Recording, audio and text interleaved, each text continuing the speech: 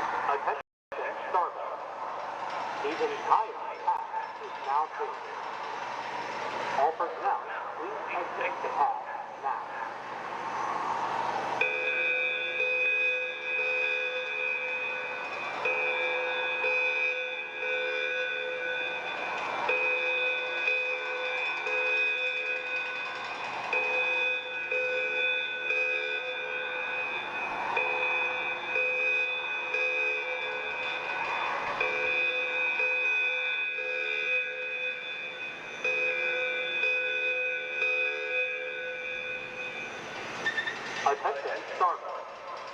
The entire pad is now clear. All personnel, please exit the pad now. Attention, starboard. The entire pad is now clear. All personnel, please exit the pad now.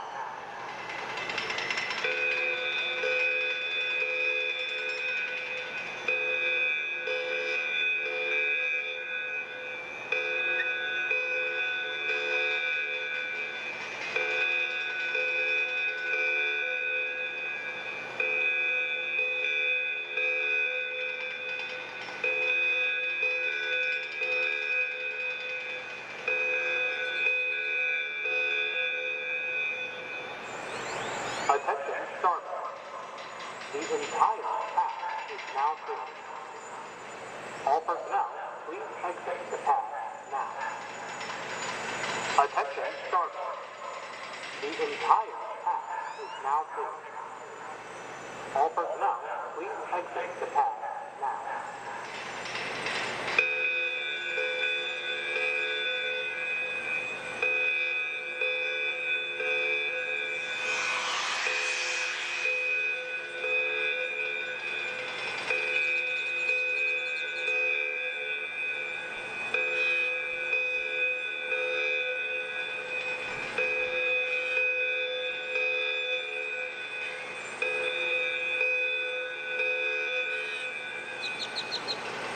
Attention, starboard.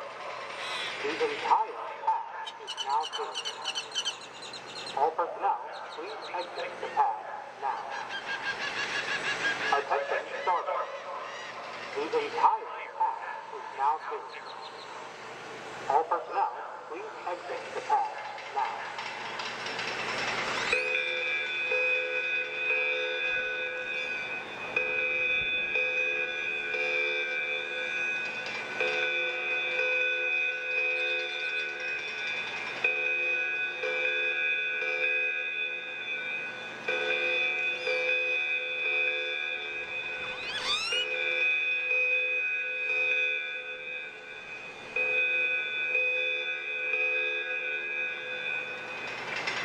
Attention, starboard. The entire pad is now clear. All personnel, please exit the pad now. Attention, starboard. The entire pad is now clear. All personnel, please exit the pad now.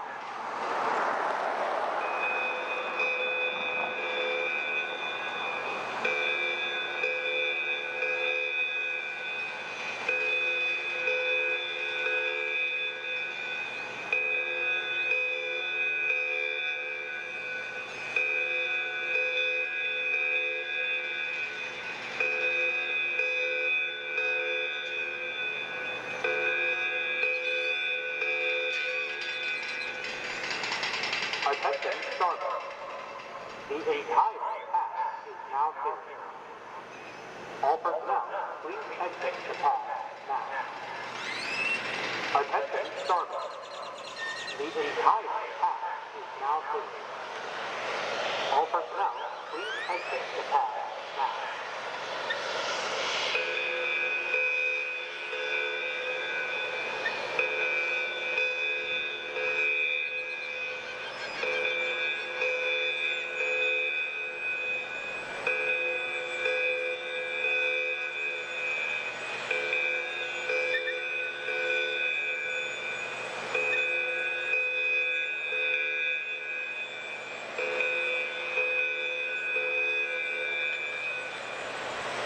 Attention, starboard. The entire pad is now clear. All personnel, please exit the pad now. Attention, starboard. The entire pad is now clear. All personnel, please exit the pad now.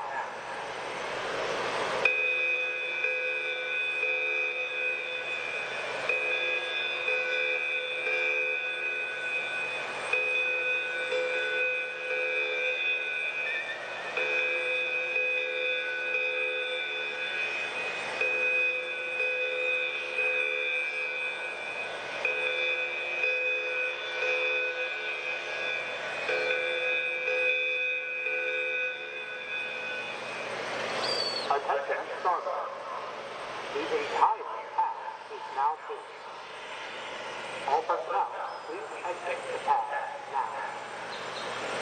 Attention, starboard. The entire pad is now clear. All personnel, please exit the pad now.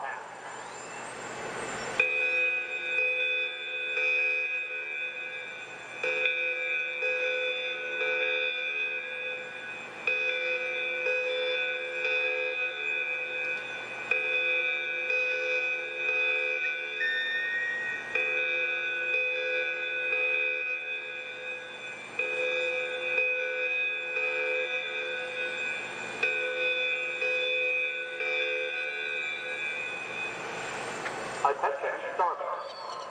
The entire pad is now clear. All personnel, please exit the pad now. Attention, starboard. The entire pad is now clear. All personnel, please exit the pad now.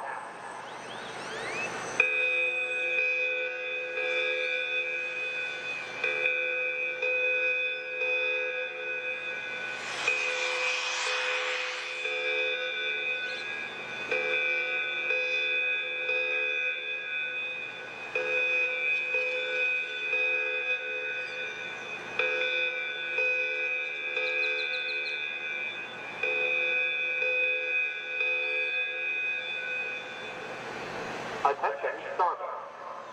The entire pad is now clear. All personnel, please exit the pad now. Attention, starboard. The entire pad is now clear. All personnel, please exit the pad now.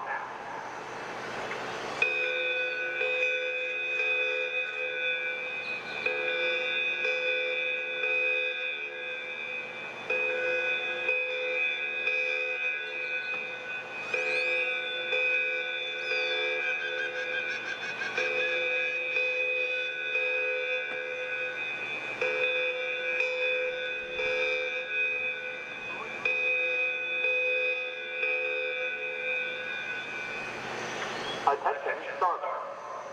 The entire pad is now clear. All personnel, please exit the pad now. Attention, starboard. The entire pad is now clear. All personnel, please exit the pad now.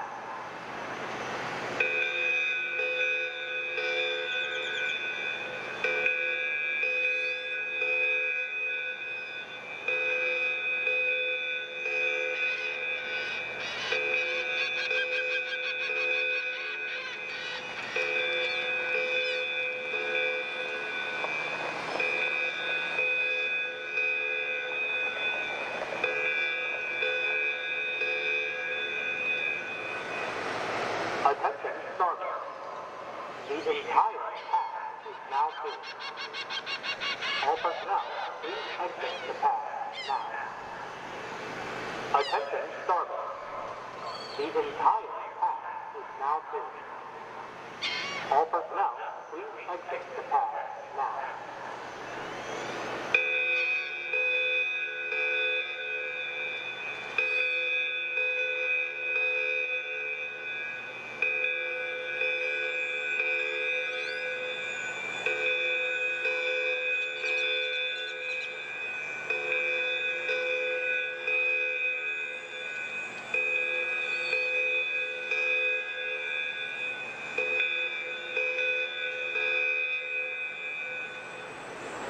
Attention, starboard.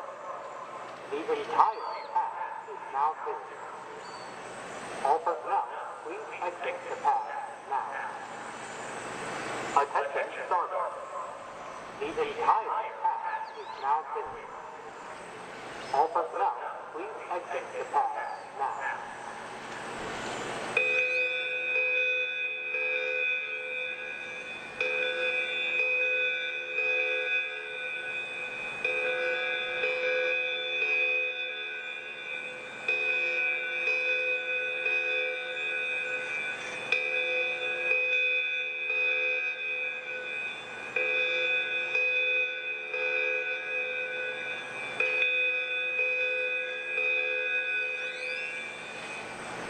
Attention, starboard.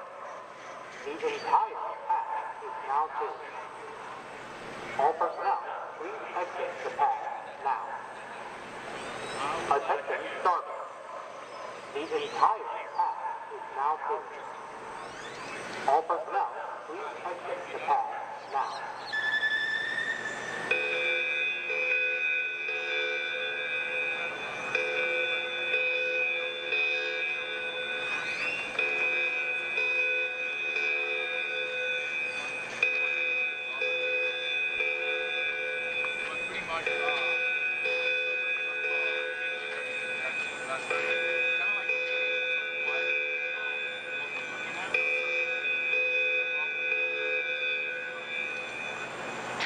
Attention, starboard. The entire pad is now clear. All personnel, please exit the pad now. Attention, starboard. The entire pad is now clear. All personnel, please exit the pad now.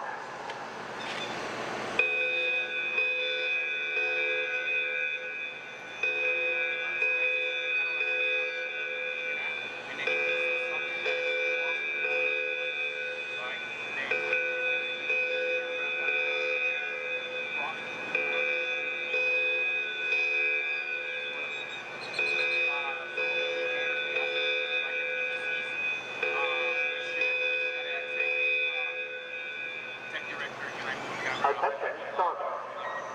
The entire pad is now clear. All personnel, please exit the pad now. We did found leaks. Attention, starboard. The entire pad is now clear. Just have the cameras. All personnel, please exit the pad now. That's already a layout. That's the smart video camera, vehicle camera, and then smart camera. Click those and have those tap in here. The way I set up the camera is pretty much the way you start watching. The first one is the camera. Then after that,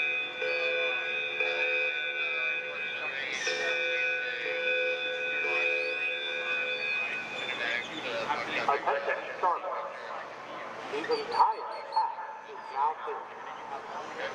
All personnel, please exit the pad now. Attention, starboard. The entire pad is now clear. All personnel, please exit the pad now.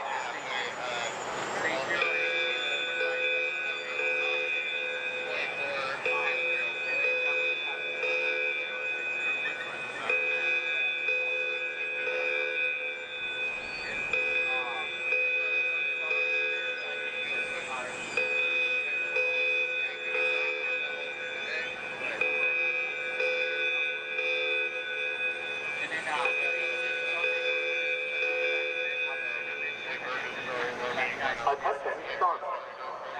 The entire pad is now clear. All personnel, please exit the pad now. Attention, starboard. The entire pad is now clear. All personnel, please exit the pad now.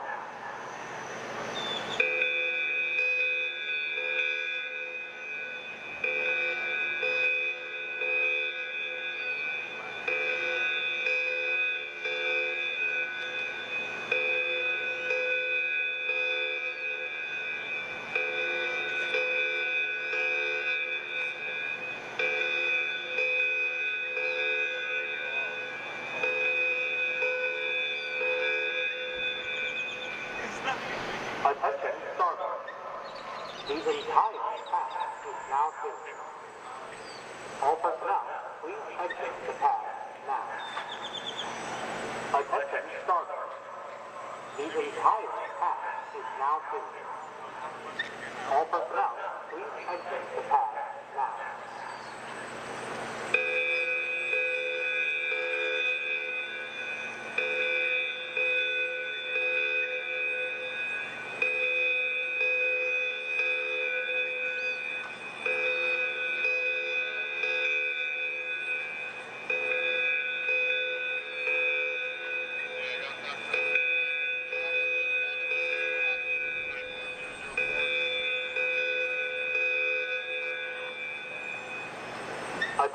started.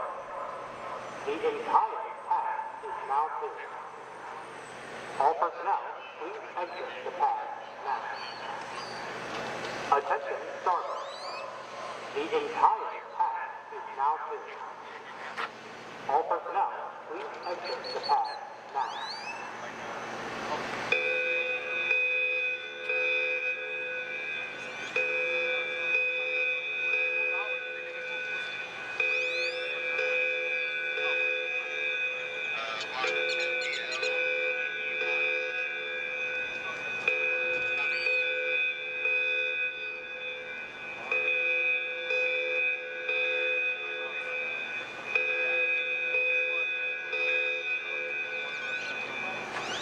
Attention started.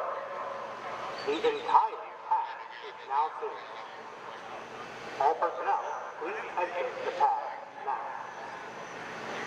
Attention started. The entire pad is now clear. All personnel, please exit the pad now.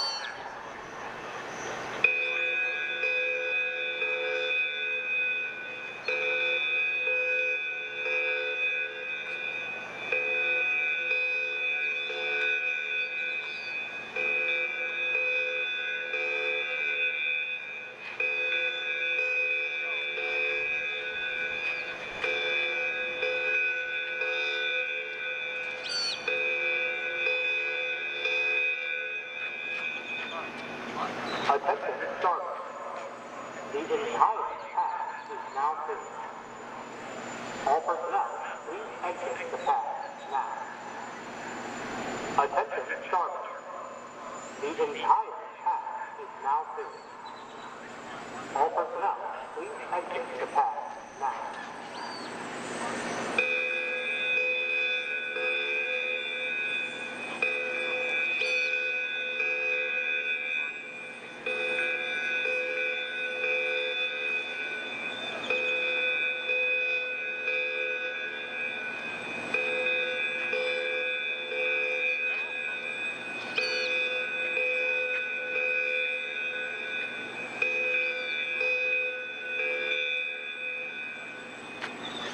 Attention started. The entire pad is now clear. All personnel, please exit the pad now. Attention started. The entire pad is now clear. All personnel, please exit the pad now.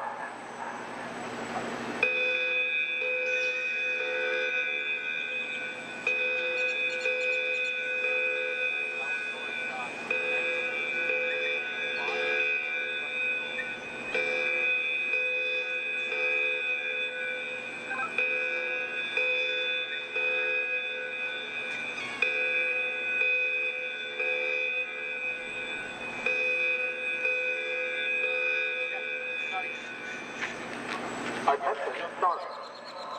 The entire pad is now clear. All personnel, please exit the pad now. Attention started. The entire pad is now clear. All personnel, please exit the pad now.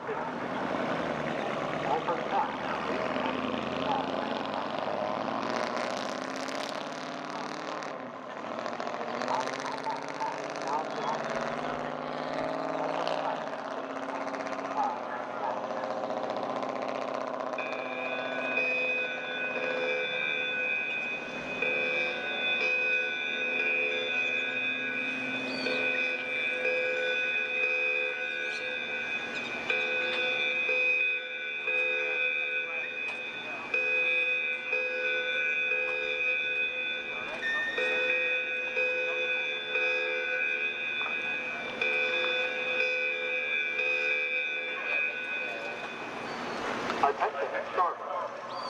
The entire path is now clear. All personnel, please exit the path now. Attention, starboard. The entire path is now clear. All personnel, please exit the path now.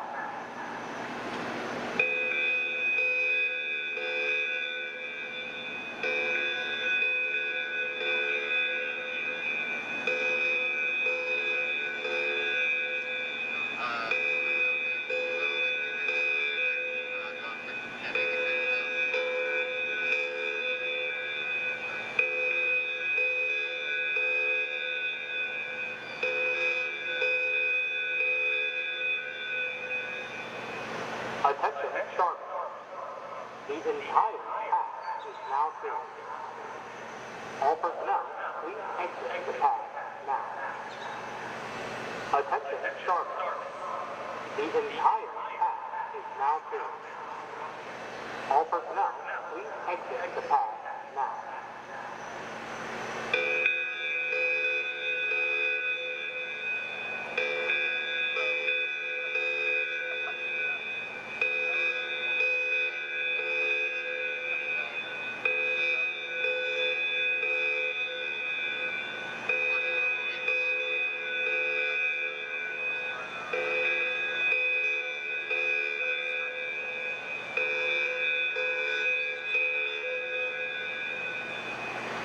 Attention, starboard. The entire path is now clear. All personnel, please exit the path now. Attention, starboard. The entire path is now clear. All personnel, please exit the path now.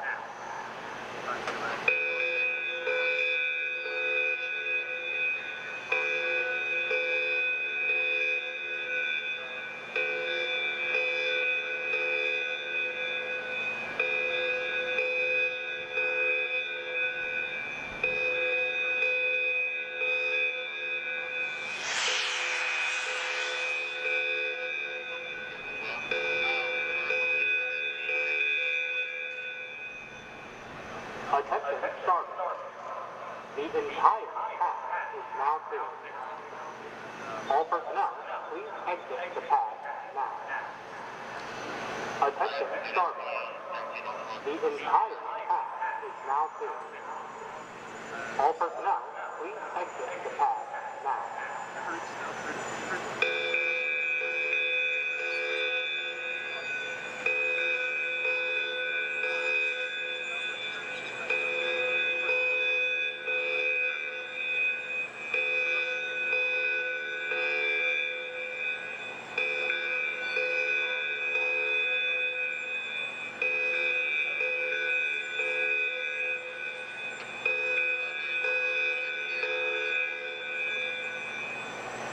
Attention, starboard.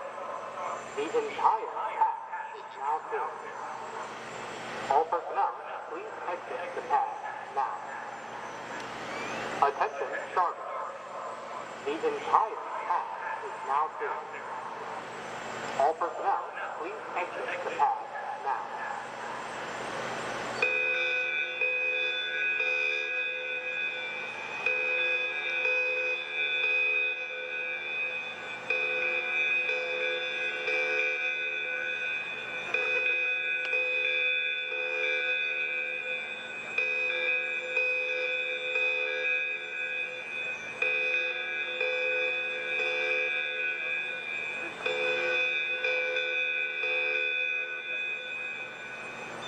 Attention, starboard.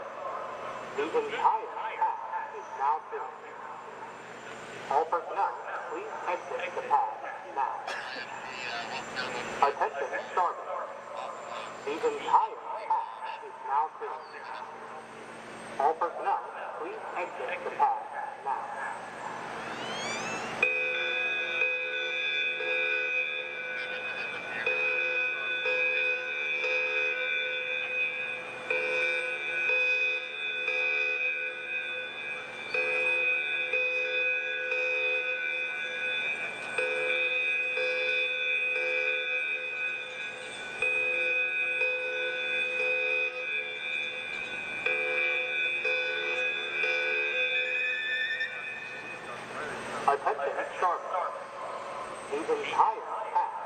now clear. All personnel, please exit the pad now. Attention, starboard. The entire pad is now clear. All personnel, please exit the pad now.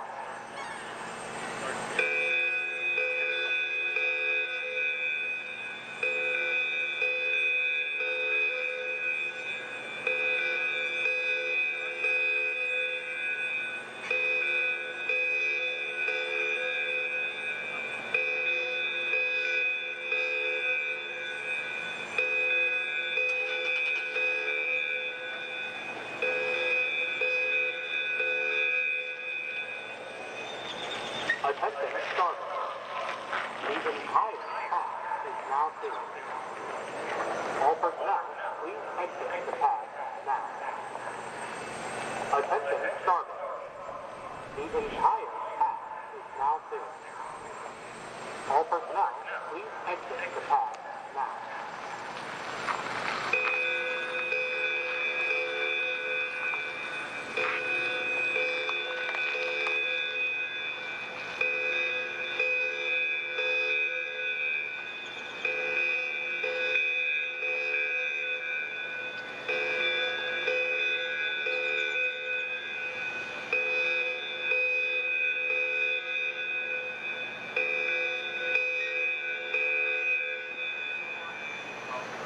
Attention, starboard.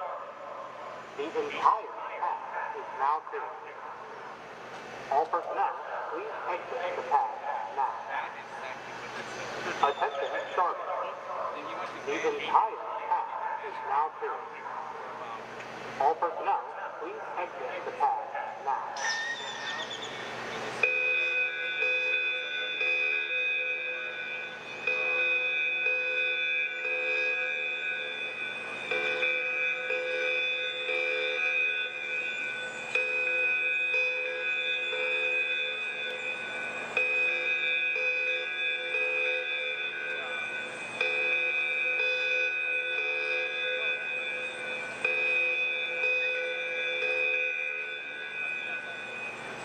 Attention, starboard.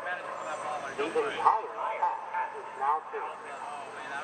All personnel, please exit the pad now. Attention, starboard. The entire pad is now clear. All personnel, please exit the pad now.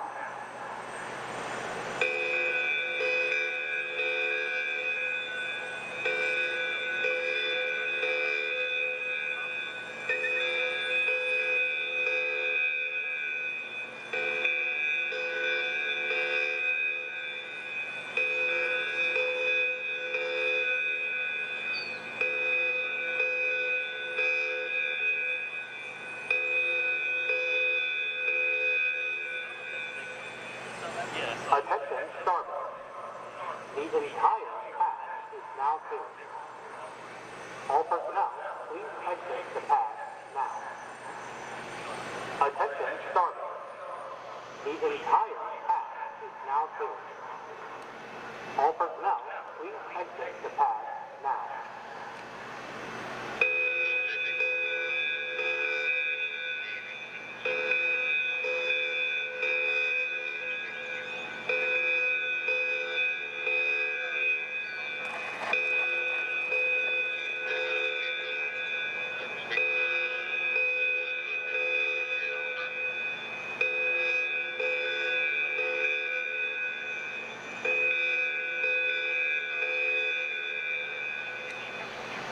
Attention, starboard.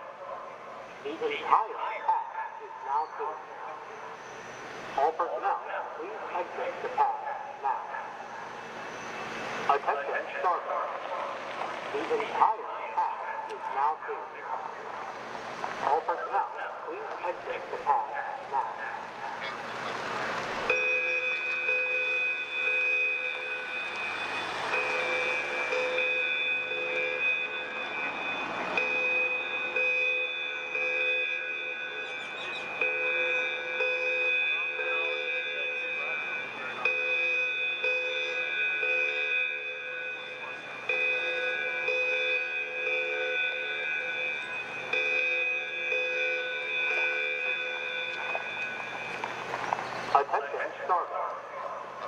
entire path is now clear.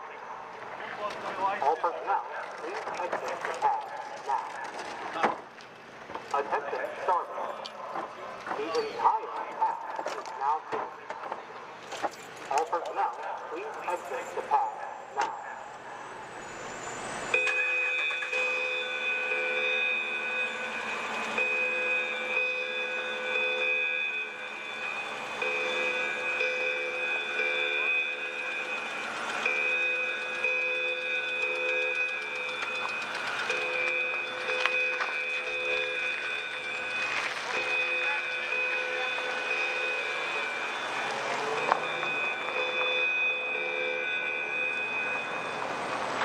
Attention, starboard.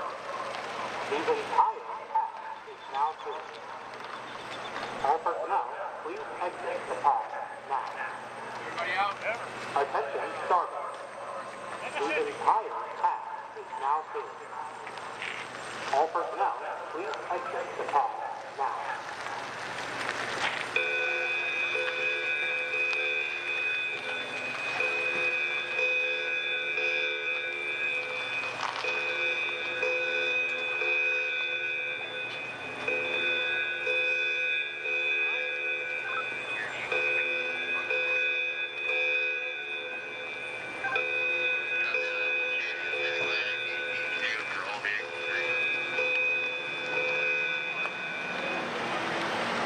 Attention, starboard.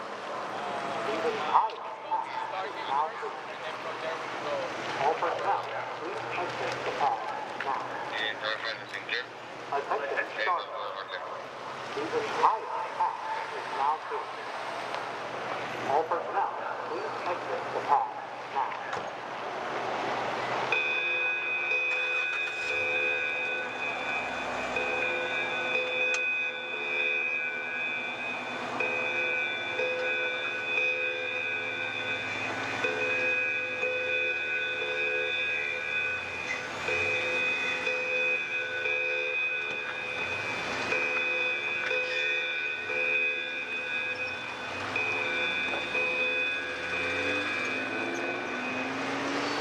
Attention, starboard. The entire path is now clear. All personnel, please exit the path now. Attention, starboard. The entire path is now clear. All personnel, please exit the path now.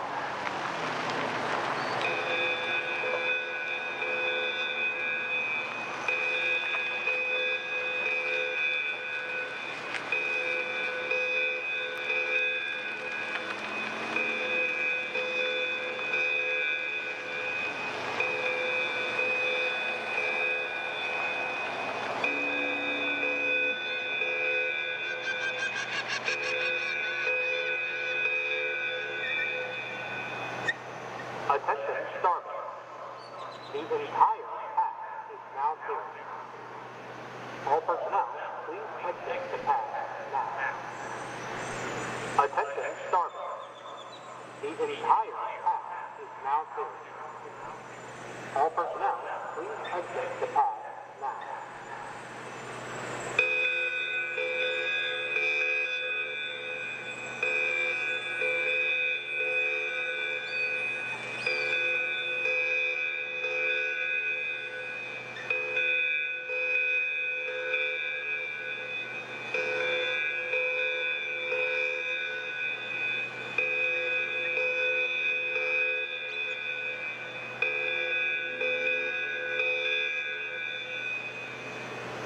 Attention, starboard. The entire path is now clear. All personnel, please exit the path now. Attention, starboard. The entire path is now clear. All personnel, please exit the path now.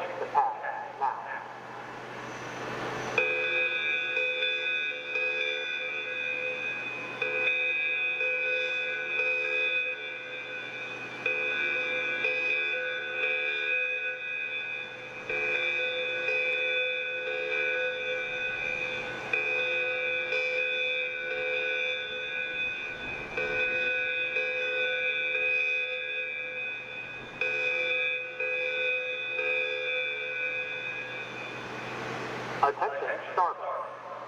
The entire path is now clear. All personnel, please exit the path now. Attention, starboard. The entire path is now clear. All personnel, please exit the path now.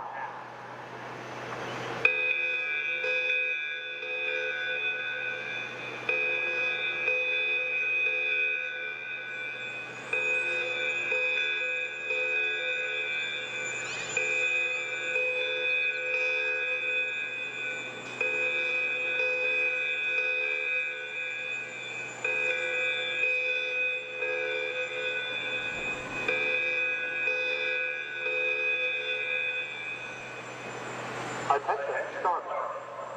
The entire path is now clear. All personnel, please exit the path now. Attention, starboard. The entire path is now clear. All personnel, please exit the path now.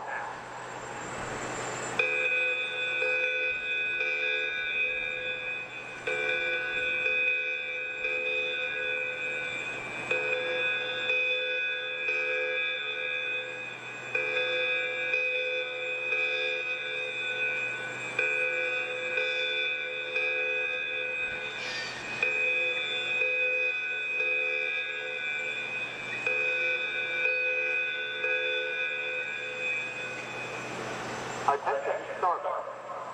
The entire path is now clear.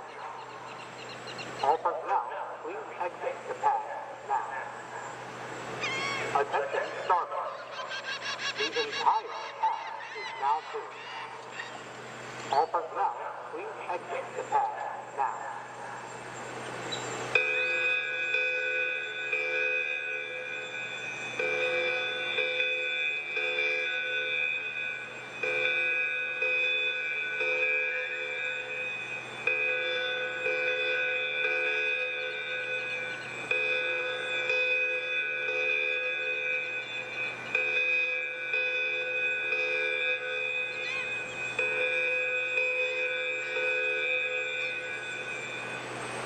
Attention, starboard.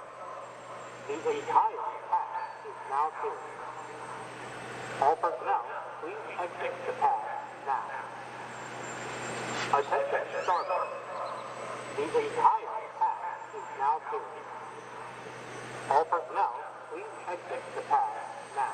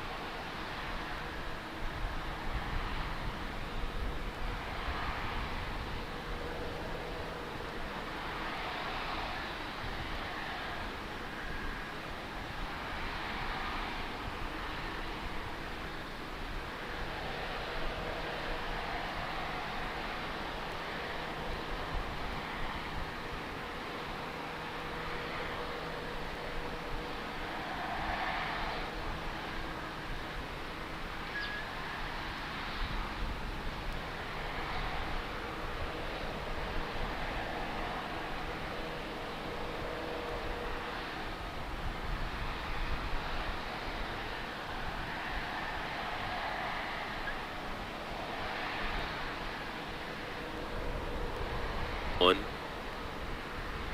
Hey. Hello out there in Starbase. Thank y'all for tuning in to LabPadre Space. We are broadcasting to you live out here from the gateway to Mars. I have Chief with me here, remote studio style. What's happening, Chief? Yo. Hey, how's it going, everyone? Good to be back on here. It's been a hot minute since we've had a live stream going. Yes, sir. So looks like we are expecting a Starship 28 static fire this morning or early afternoon. Possibly even a booster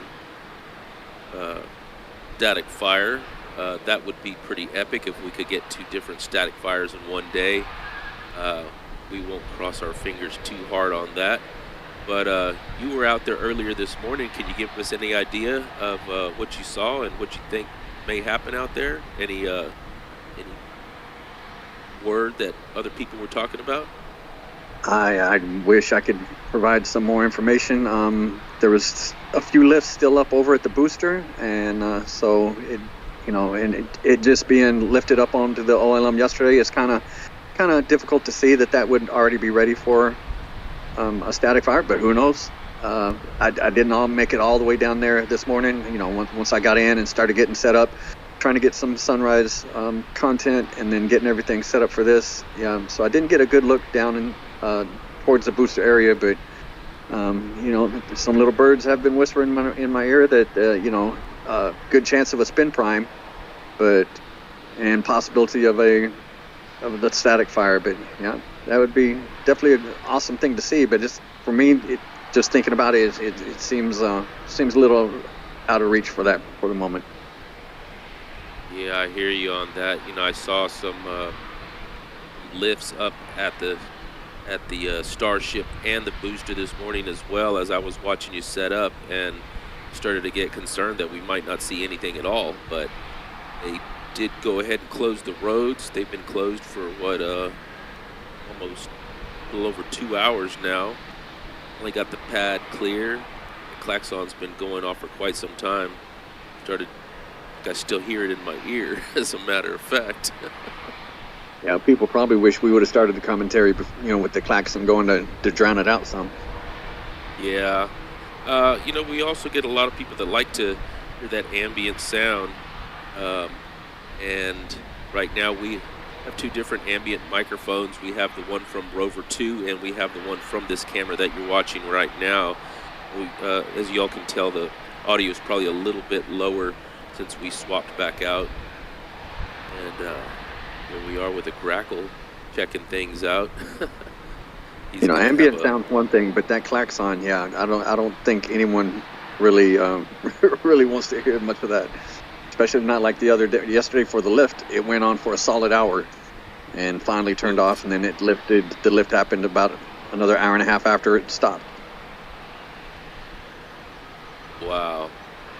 Yeah, I was kind of out of pocket and didn't get to watch the lift live. Saw some of the video later on.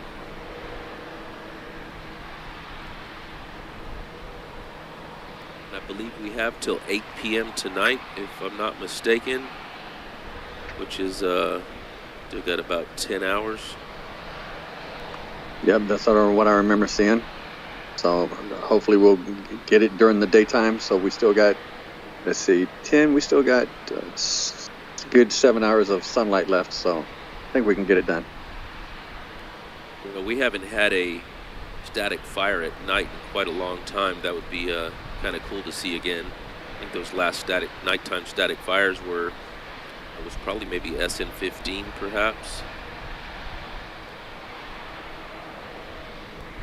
Oh, I couldn't even tell you that one. I don't remember seeing one at night. I don't remember seeing one at all. Yeah, it's been quite a while.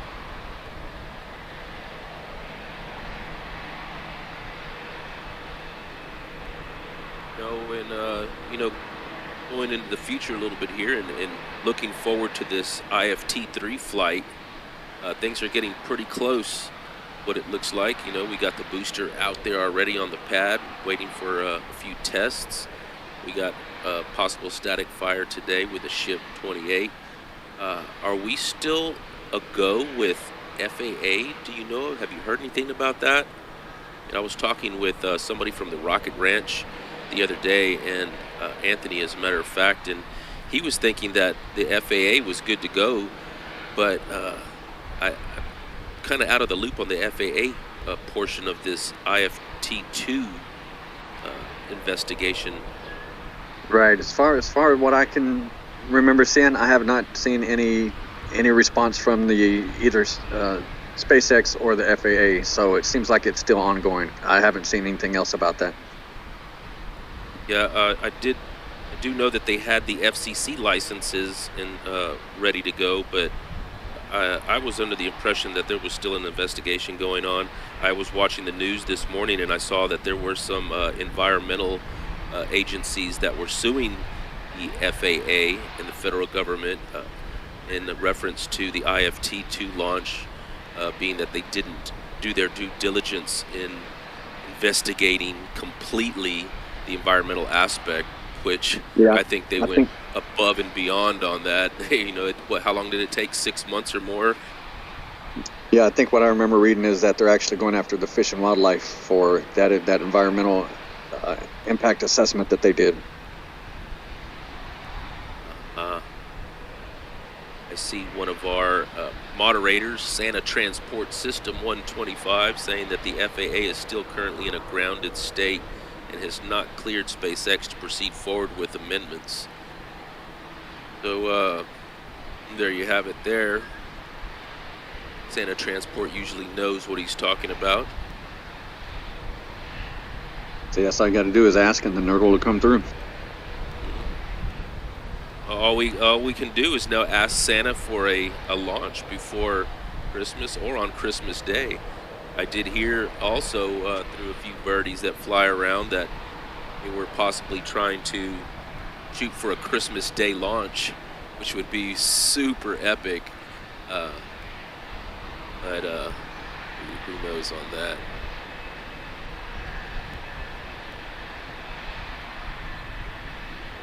Sun is popping out for a better view today. Hopefully those clouds will clear.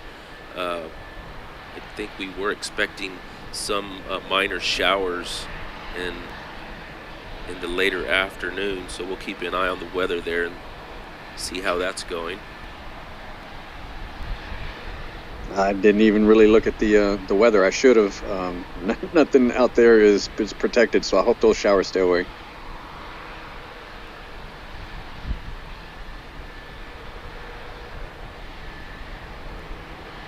Everybody in the live chat today, again, we appreciate you coming in, and if you want to go ahead and blow up the chat and let us know where you're from, and we'd like to see where everybody's watching from. We know we are watching all around the world, so let's check it out. Oh yeah, we're probably going to see a whole lot from all over the place. We got 2,500 people watching, which is a pretty good number for early in the stream. I see Anthony Gomez in the house representing Rocket Ranch. Right on, man. Thanks for tuning.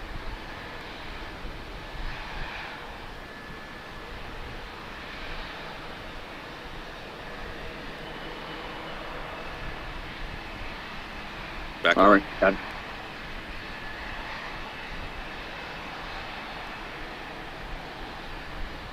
Yeah, this is something we like to do every time we do a live stream is take a look at where everyone's coming in from, everyone's hanging out. Let me see, we just kind of scrolling through here. UK, a couple from the UK, Nevada, Netherlands, St. Louis Obispo, California, Scotland, Arizona. Some more from the UK, Cleveland, Ohio, California, Nova Scotia, Germany, Rocket City. I already called out Anthony Frank from the Rocket Ranch. Let's see, New Mexico. That's where I grew up. So glad to see you're here. Spain, Denver, Colorado, Los Angeles. Gray Rocker over here in Port Isabel. What's up? Northern California, France. Got a good representation from all over the world. Just thanks for everyone for coming and hanging out with us, showing up. It's much appreciated. Bangkok. Wow, I don't think I've seen someone from Bangkok before. Welcome. Sussex, England.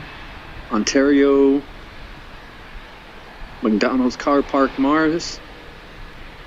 That's a new one. Houston, Mississippi, Toronto, Swaziland. That is definitely a new one. I can definitely say I have not seen anyone from Swaziland before. Alaska.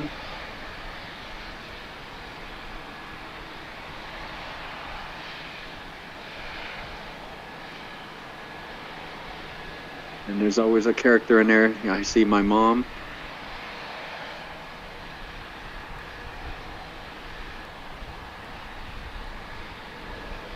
Norway, Hungary.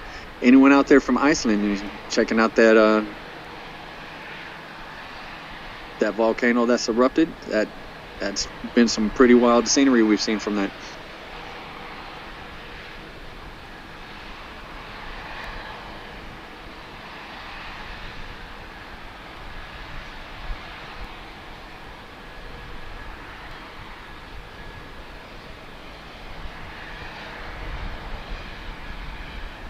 Yeah, another new one I've never seen before. Yemen. Man, that's unique and new. Thanks for joining.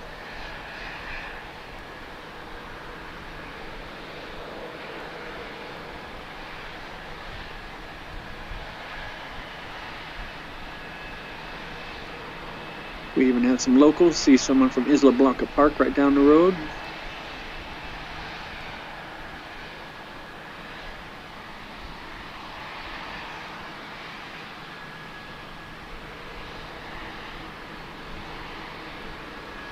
Yeah, so we'll keep an eye on what's going on here when we see them actually spooling up and try to call out when we notice certain things like the propellant load, try to get an idea of what they're actually doing.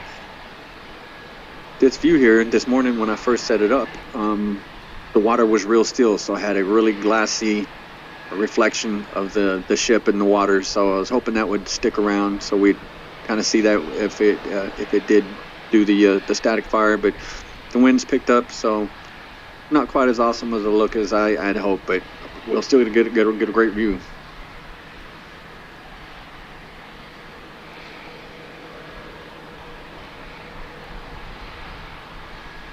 Yeah, I was double checking the weather again, and the chances of rain are pretty small, so we're probably looking at a good day to see a good static fire. The winds are going to pick up just a little bit, but we won't see that cool reflection.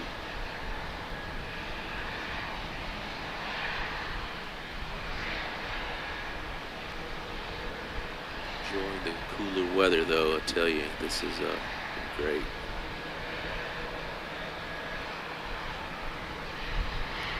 That's for sure, but the mosquitoes have picked up over the last month. They have come out in force.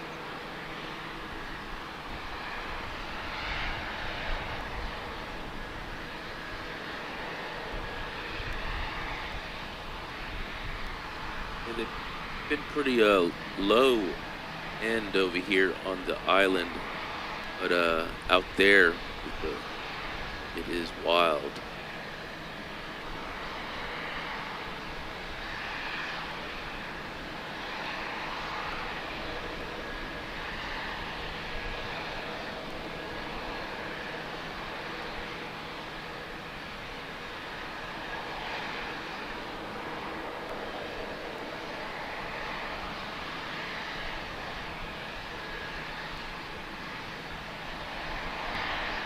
The last static fire, it seems like they're going ahead and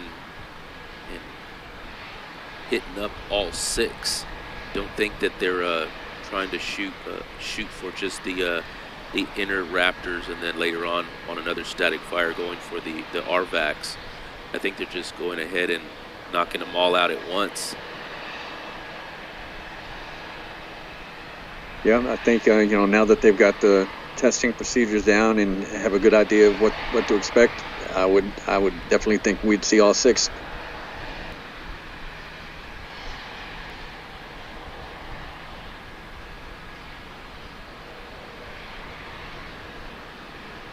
And I would hope the same goes for the booster as well. Instead of just trying to knock out inner ring and then the middle ring and the outer ring, just go ahead and knock it out all at once. Let's see how it goes.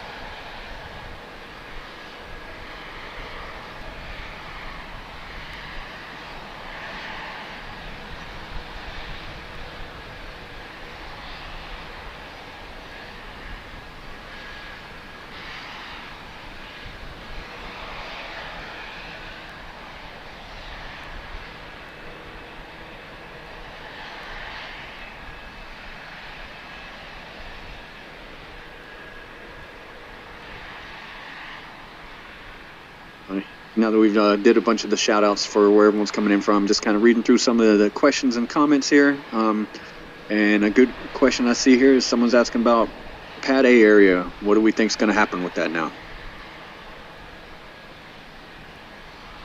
It's hard to say. I don't know if I've heard a couple of different theories that they may be building a new test pad or a booster. And also I've heard that may be where the actual new tower goes. There's a couple different theories that are out there. I don't know if anybody has any other theories. Have you heard anything? I haven't really heard anything. Just thinking about it. They finally got a little bit of room right there where that new gate is going to be. So to put something like a tower that close right there, it's just going to enclose that area and make it even more congested. I would it kind of seem to me they did it just to have some more room right there, so everything that's being delivered and everything coming in would be able to come into that gate. It's just odd with that gate. They have that overhead beam, so they're not going to have any large deliveries there, and anything as far as a booster or ship coming in is going to still have to come in further down. So yeah, it's just another SpaceX mystery.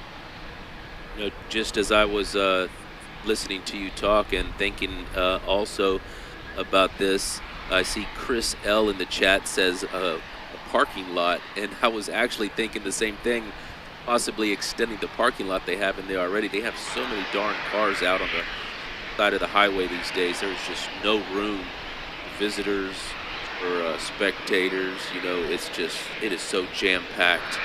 And oh my God, I'm sure you can attest to the traffic leaving during shift change.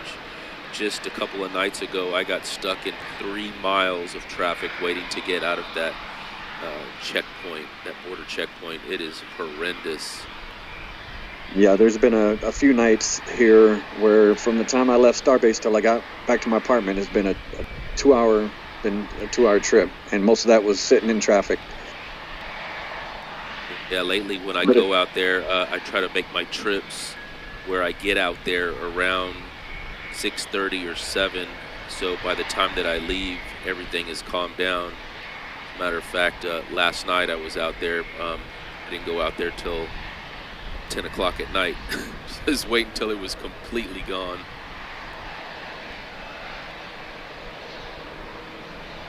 Yeah, but just thinking about what you said about the car park and how congested it is, it seems like the majority of the vehicles that are there parking on the side of the road are contract. They got so much construction going on. There's the Star Factory, new expansion. They're starting to tear up the road that's right next to that pipe fabrication building. So they're starting to it looks like they're about to pave it. So there may be some parking area there. And they're putting in new housing over by the village, between the village and where the mudflats are. There's some new roads going in there and some new houses and stuff. There's just so much construction, and the majority of vehicles that are out there parked and taking up a lot of the space are contractors. So it's hard to think that construction would ever slow down out there. But we have had some lulls out here where you can definitely tell the difference of how many vehicles and how much activity is going on. Indeed. Just a quick shout out. I saw somebody here watching from Honduras. Hello, Honduras. I have a buddy that actually frequents there and lives there from time to time. I was Can 702 watching from island of Rotan, Honduras. I have a good buddy that lives on Cayos Cochinos. So welcome. Thanks for watching. Piper Saul is asking, do we think that SpaceX will ever take over Highway 4 and build a new road to the beach? I really highly doubt that. That it's going to be a huge undertaking. The sides of the roads there are, the majority are wildlife refuge land and private land, and I just don't see them going that route. There's also a big Texas law that prohibits blocking any public access to the beach, and that is the only access to the beach. So if that were to happen, it would probably be years ahead and lots of lawsuits ensuing because of it. So I don't see that ever happening. You know, I have a funny feeling that if SpaceX could have done that, they would have already have done it. Yeah. And I'm sure they pushed a few buttons trying to get it done and figured out that it's just not going to happen.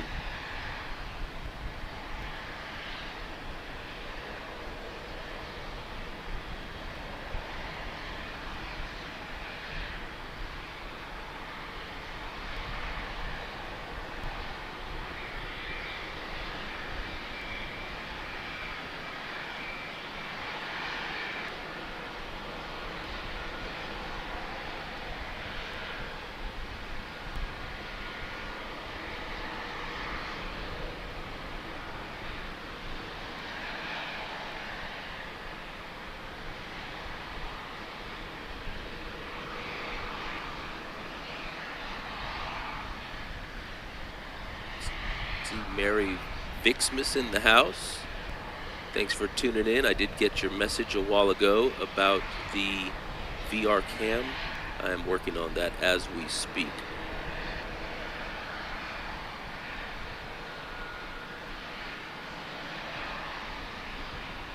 See another question here from STS-125 asking about, heard anything else about a Highway 4 bypass lane? He says, I know one was supposed to be right in front of the Nerdle Tower. Not familiar with that at all. A bypass lane. I'm not even sure what he was talking about there. You have any idea? I heard some minor talk about it a while back. Again, I just can't see any other work being done on the sides of the highway for bypass lanes. There's Are you talking about a bypass just in case they're doing a movement and you can get around it? That's what I'm thinking. That's what I thought was the deal, but I just don't see it happening. There's very little room. The ground there is very soft, lots of sand. The water table is very shallow. So I did see some survey work being done last year, but I think that was all being done because of the underground utilities that were recently put in. Well, one thing I have noticed, we'll let everybody know if we see anything different. Yeah, I was going to say, one thing I have noticed on Highway 4, there is a couple of areas where they seem to be widening the highway, not just resurfacing, the areas that are really completely potholed, but they're actually widening in some areas. Don't know if that's for maybe putting a turn lane into, like, people going into Massey's or that other new side yard that they're doing, but it seemed to be in those areas. Yeah, I suppose that these bypass lanes could be very minor, maybe just a couple of 100 feet just to go right around any big movements that are happening. and that would probably have to be done in an area that might be just slightly elevated. Maybe they add some groundwork to elevate it a bit, but who knows?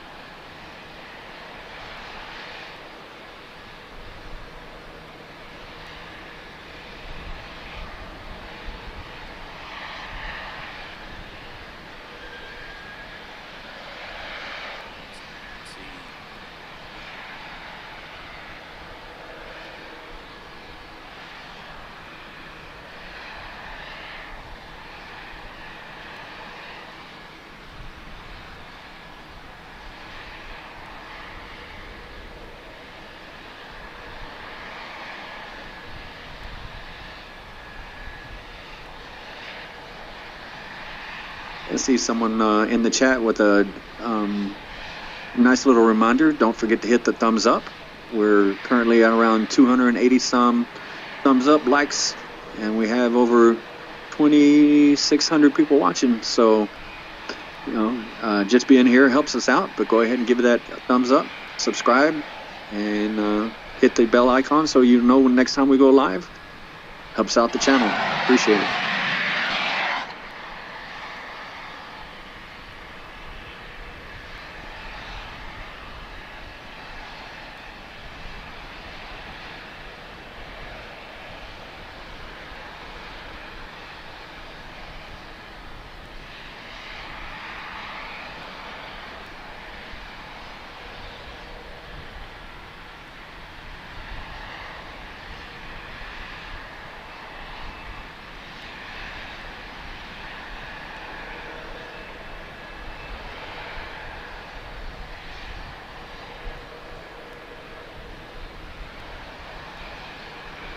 There's a reason why we talk about crow fast and eating crow, because every time someone corrects us, I'm happy to say that I did refresh and see that we have over 1,300 likes. So they are going up.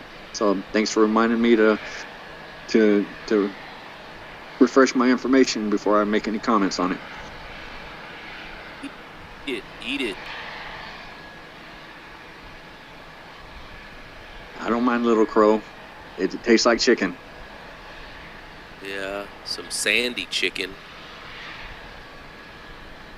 but I'll take it.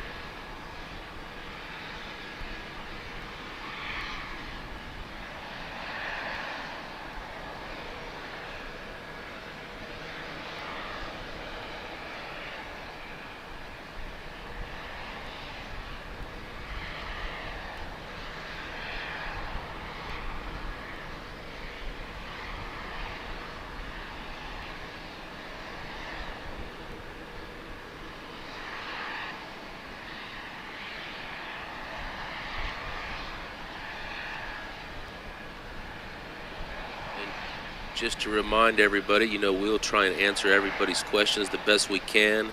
Chief and I are not the biggest experts in the world here when it comes to stuff here at Starbase, but we are here to keep you company and give you the best views we can, and any kind of answer any questions that we have that we can answer.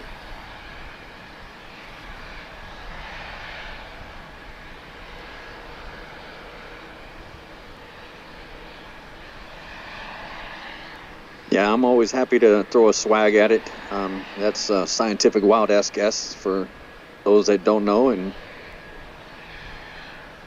one thing I've mentioned to people all the time, they ask me a question and expecting me to know a lot more about it since I'm down there all the time. But it's from so much time spent down there filming or whatever, a lot of the things that are found out behind the scenes, a lot of the comment and the sleuthing work, people that are checking out my photos and everyone else's photos and finding out all the good information. I'm not always able to keep up on that. So yeah, we try to give you as accurate as information as we can, but yeah, definitely not the most knowledgeable on it.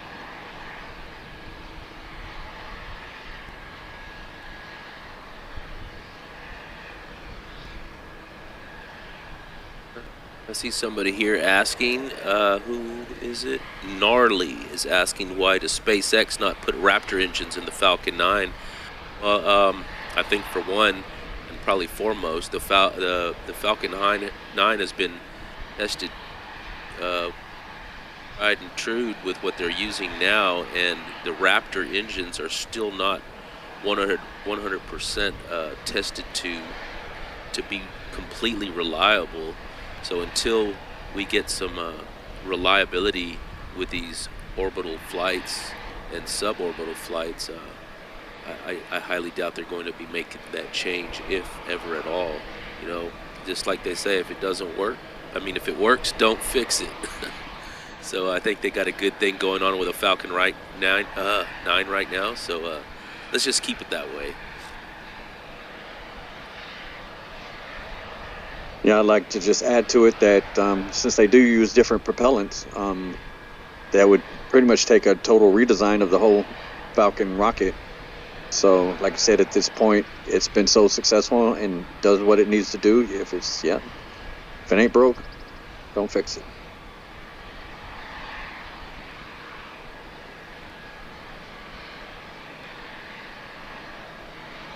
You know, once the Starship starts flying on a regular basis, it's going to be so successful that it'll probably result in the Falcon 9 being retired. So that's probably another reason as well. Yeah, I can't even imagine the Falcon 9 being retired, man. It does such an awesome job. Had hundreds of flights and 99% reliability. Oh man, I just can't imagine it not doing any more orbital flights. Now, did I see somewhere, or was it someone's wishful thinking? You know, I think SpaceX had a goal of having 100 flights this year that they didn't quite make, and that's split between Vandenberg and Cape Canaveral. But somewhere, and I can't remember if it was an actual article or if it was just someone hoping that eventually, or here pretty soon, they're shooting for 100 flights just out of Cape Canaveral. Vandenberg, just out of Vandenberg, 100 flights alone from there. Is that something you've seen too?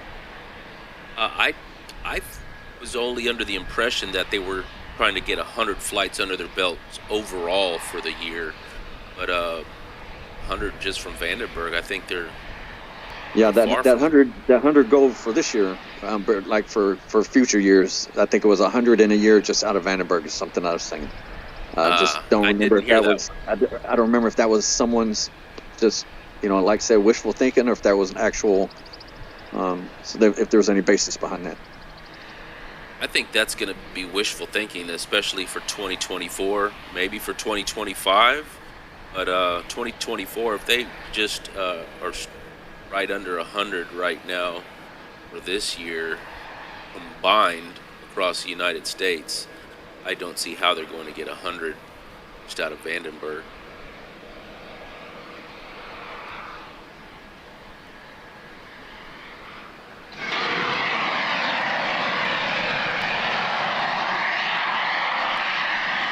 Yeah, a couple of great comments in there reminding us, you know, just the weather there probably would not be conducive to that many flights, first of all, and the inclinations that they'd be flying, probably not something that could support 100 flights as well. So that's, just probably some of the wishful thinking that I came across and took me on. I could probably see them doing 100 flights just out of the Cape. That's where they most happen already.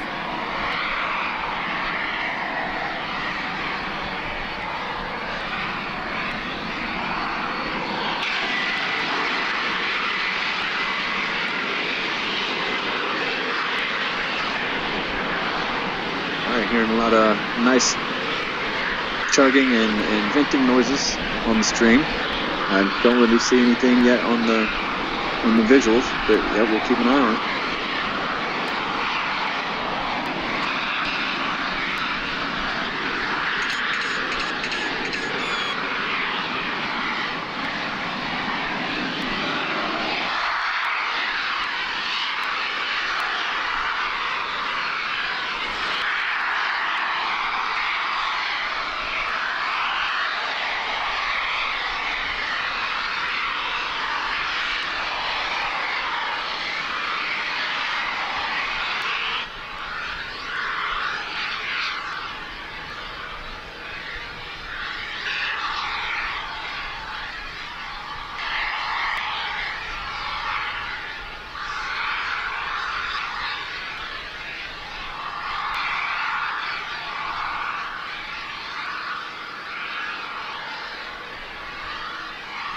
Got a comment in there that's from venting from the OTF. So maybe something going along with the booster as well. So may get a double shot of something going on today.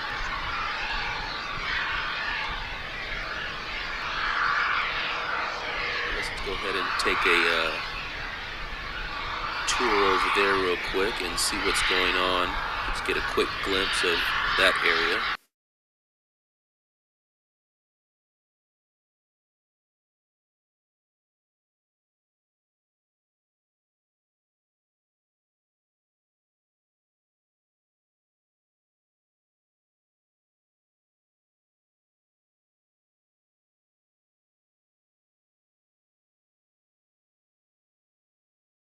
Yeah, just noticed the booster transport stand is moved over there, right to the left of the frame. That's I didn't make it all the way down there and see that there this morning, so that's new to see.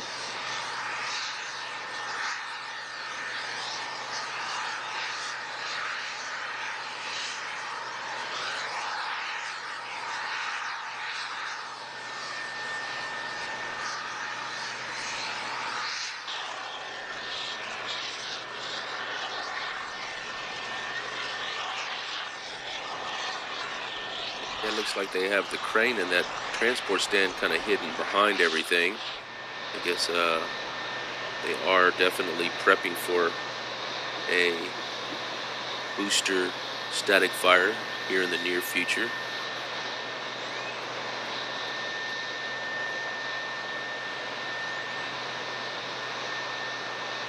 Yeah, speaking of the crane being over there, do you anticipate they're going to start moving the shells on the orbital tank farm tanks that have been battered, or do you think that they may be taking them all down? What's the latest on that one? Oh man, you know, I think you might know more than me. I haven't heard anything about that. I saw somebody post a retweet of an old photo of when it was actually when they were covered up with the shells, but I'm not sure if they're ready to disassemble that part of the farm yet. I'm not sure if the new tanks, the hot dog tanks that are horizontal, are ready yet. We did have a cryo test, I believe, earlier last week or the week before that did some type of testing at the orbital side, but I'm not sure if that was for the new plumbing that was put in with the Hippo farm, or if it was the actual cryo test for those, or pressure test for those horizontal tanks.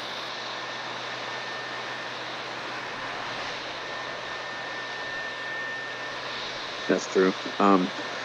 But I think you caught on your rover cam, and I got some shots. I think it was yesterday or the day before, of a lift up, and they were actually doing some testing on the shackles, the welds on the shackles that are at the top of one of those orbital tank farm tanks. So that got me thinking that, and with the crane moved over, that maybe they're going to start looking at pulling some of those off here pretty soon. But, pure speculation. Well, we'll definitely keep an eye on that for everybody, and I'm sure y'all will be watching as well as we continue our 24/7 coverage down here at Starbase.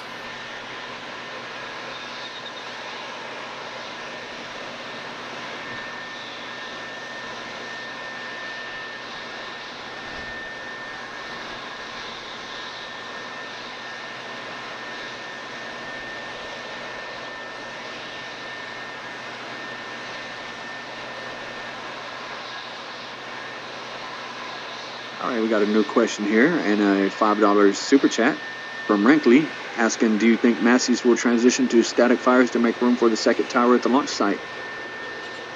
From what I'm thinking is that they will start transitioning to do some static fires there regardless of needing room for a second tower, just to have more testing done down at Massey's to keep the pad open for anything else that they could be doing. So that's something I think it's more than likely to happen here pretty soon. Yeah, I definitely think that we're going to see some static fires in the very near future there. I'm sure they have a few things to work out before they start, but that is a very good possibility that stuff's going to be happening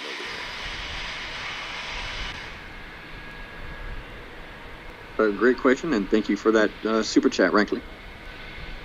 there. Yes, sir.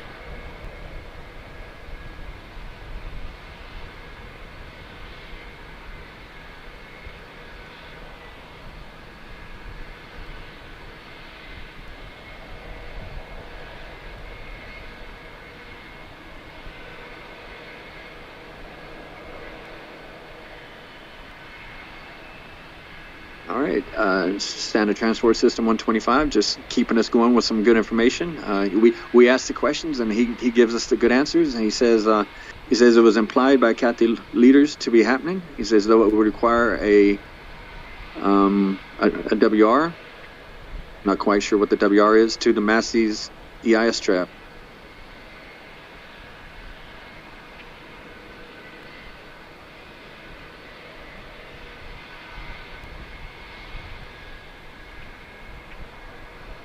I see. I'm not sure if you I'm sorry if you didn't address this or not, Chief, but our Santa Transport System says that we had a $20 super chat from Matt Miller on the Nerdle Cam. So, Matt, if you are listening, thank you very much. Really appreciate that.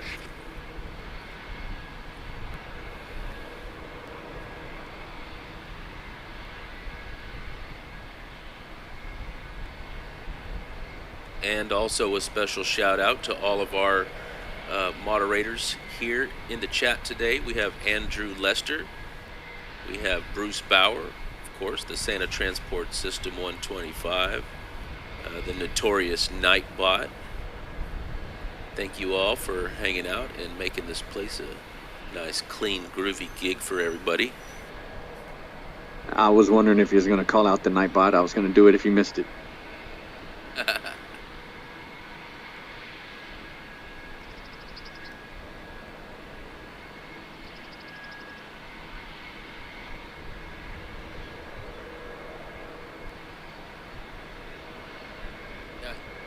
I wanted to talk about that that concrete ridge that we have at the new D1 gate. That is very interesting. How they did that. I wonder why they would choose that design and why not just keep it open. That is so strange. I wonder if maybe they're going to put some type of closing gate or something. That I don't know. That is just so strange to me.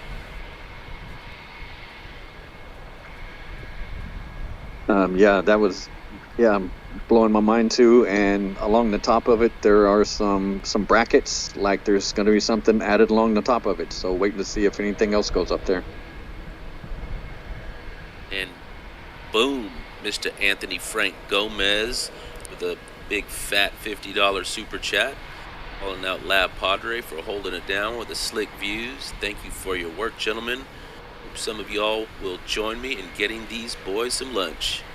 Yes, sir, Anthony. Thank you very much, and thank you for everything you do out there. We'll definitely be getting some lunch with you soon. Yeah, I second that. Yep. Need to swing by there, say hi, and get me some lunch at Rocket Ranch anyway. So expect a big hug next time I'm around, buddy. And I see the buckets of presents is in here. I appreciate you hanging in there with us. She's defending her Nightbot.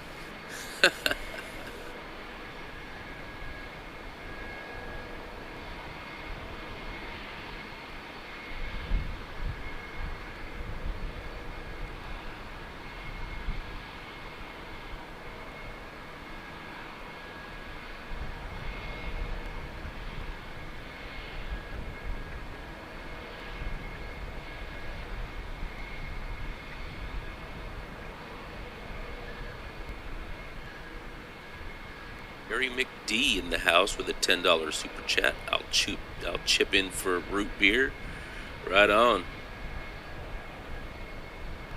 Appreciate that, Gary. Chief's not too big on root beer, but I may change his ways here before too long. Well, if I keep you busy on the root beer, then you know, I can sneak into your stash of whiskey then.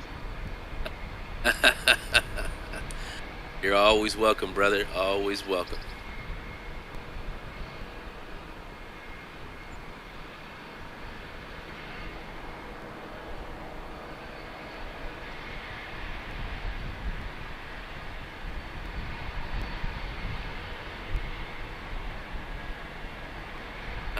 I don't know if we addressed this earlier or not, Chief, but Piper Saul was asking earlier in the chat if it looks like they're going to continue the tall wall towards the beach. I don't think they're going to go that far. I think they're going to stop right there at the orbital farm area. But it probably will eventually continue the entire perimeter of the launch site.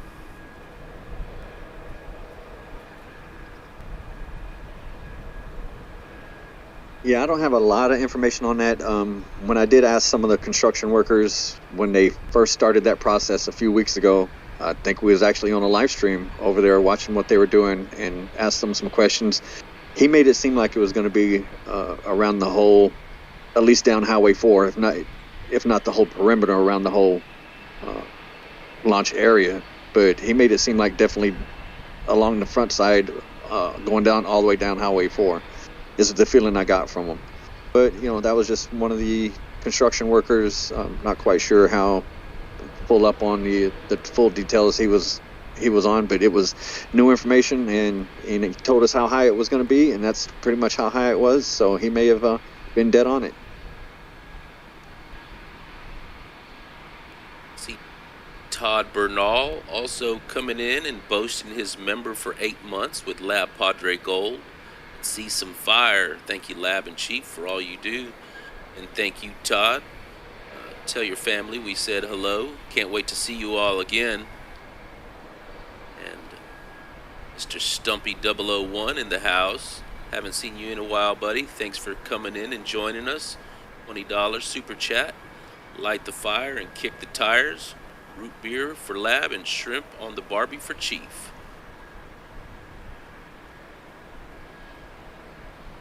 I'll take it. Thank you, Stumpy.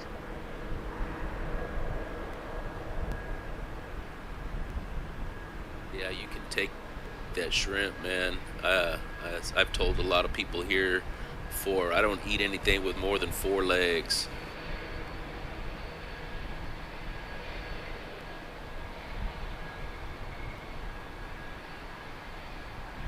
So that's a lot of seafood is gone for you, and you live right on an island.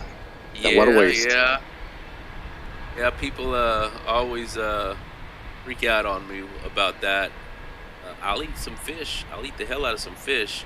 But crabs, lobsters, shrimp, can't do it.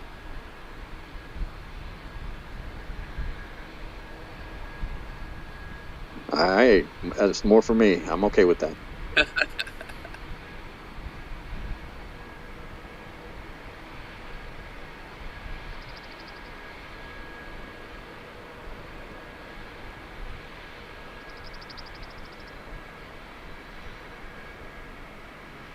Like the Cameron County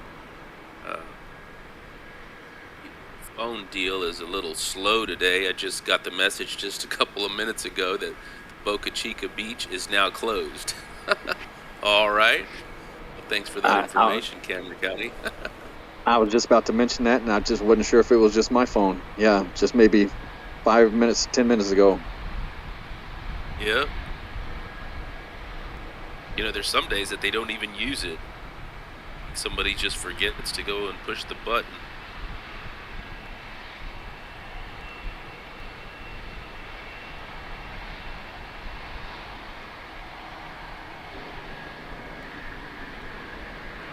And just to give everybody a heads up as well, on this view that we have here, it is just a static view. We won't be moving the camera, so we'll just keep this semi tight view here for the viewing. In case anybody asks for any kind of tour or anything, we won't be able to do that this go round. Well, that brings me to a question about that PTZ camera that you're able to have it going to be replaced, right? Because of the damage that it took. And when is that going to come in?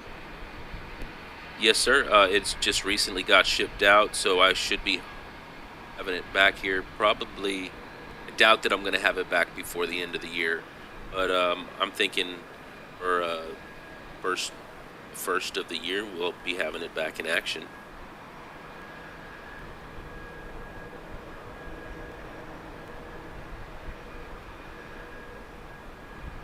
Yeah, I was also going to mention a lot earlier in the comments in the chats. Someone asked if this camera in particular right here, if it was insured. What you're seeing right now is my personal camera, and no, it is not insured. So if anything bad goes along to it out there, I do my best to get it back working and replace stuff as I need. During IFT-1, I had 3 cameras on the pad that got wiped out, and just had to do my best to get them replaced. Man, that was a big hit for you.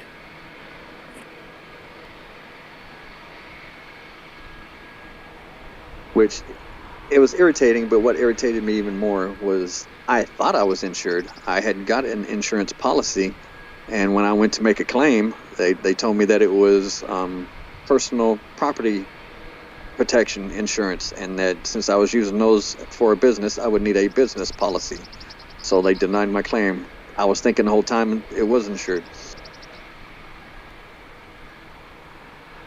Yeah, insurance companies are real tricky about that.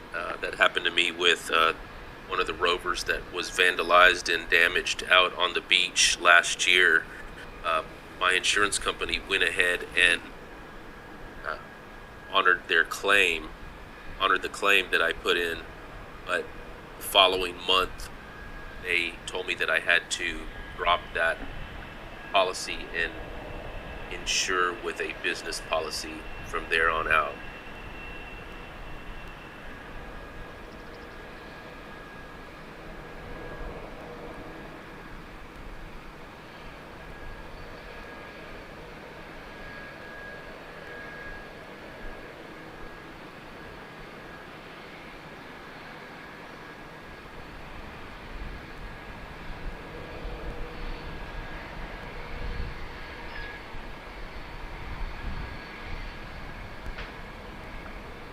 Yeah, but anyway, the reason I brought that up is it was good that your PTZ was going to get replaced, and that'll be back in operation as soon as you get it out here to me. And I was really surprised that they were going to honor that as well, because that's not falling under the insurance policy. That's just falling under a warranty policy. And the camera itself works just fine, but from the launch, the lens cap, the glass in front of the lens was sandblasted and was etched pretty bad, and during the nighttime it had a really bad view. But they went ahead and honored the warranty and are going to send out a new one. So rock on. Sounds like a good company. They might need a shout out on your next video. Yes, sir. See, we also have James Shell in the house with a $5 super chat for the camera fund. Thank you, James. Great to have you here.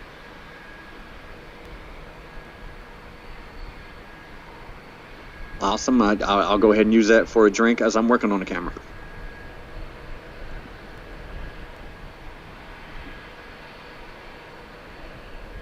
Also want to ask here a question to everybody, and y'all are more than welcome to put it in the chat. This question that I'm going to ask is I actually got this from CSI Starbase. Stage 0 Zach was asking his crowd not too long ago, asking what you all think the second tower is going to be used for. y'all think that it's going to be used for launches, or do you think it's going to be used for a catching tower, or both?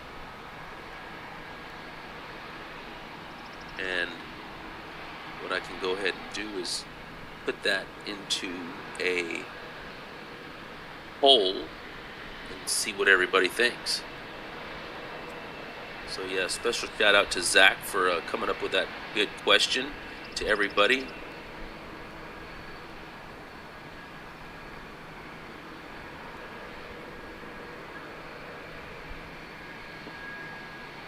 My thoughts on that is maybe I'm not fully up on the ins and outs and the pros and cons of all that, but why go to the trouble of and the expense and the engineering of doing another tower and not use it for both? Just not quite sure the thoughts on that, how that would benefit anything to only use it for just a catch tower. Yeah, I was thinking, I answered the question in his board and was saying that it was going to be used for a catch tower. But again, now thinking back, it could be used for both. I was thinking that they wouldn't use the first tower to catch. They would just use the second one for testing purposes and practicing their catching abilities, so they don't ruin the first one that's actually getting things up into the air.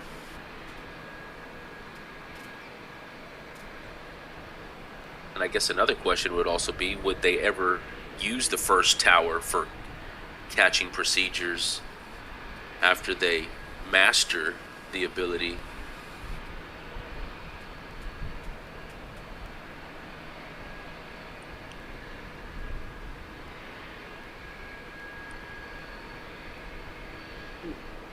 Yeah, the first tower,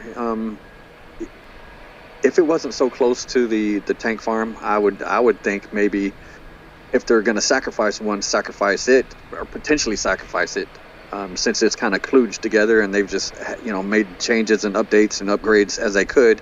Once they build the second tower, they've got the full details and how to do it, best practices, and how to have it,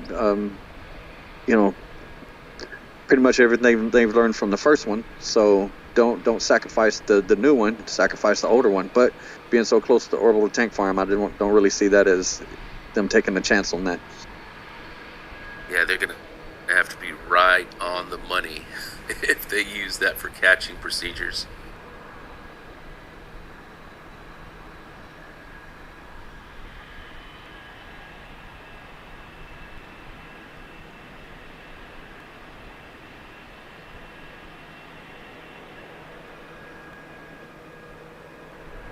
So far, it looks like the majority of everybody thinks it's going to be used for both.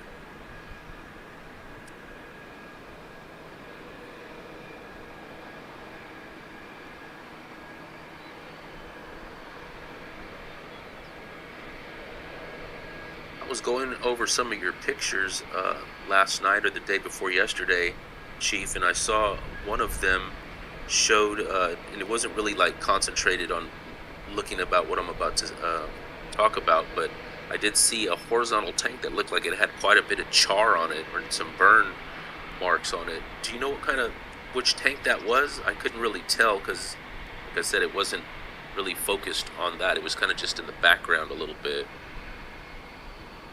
Yeah, it seems like there is a tank over in the suborbital tank farm area, a horizontal tank that has a corner of it that looks blackened.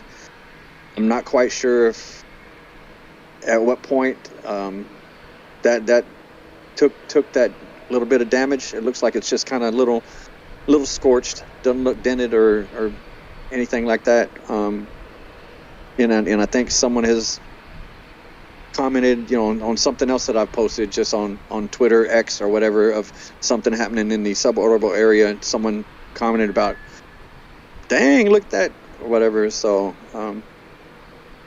Yeah, I've been wondering if people out there know anything more about that, when that might have taken place. I'll try to find a decent picture of it and maybe tweet that out, get some information on it.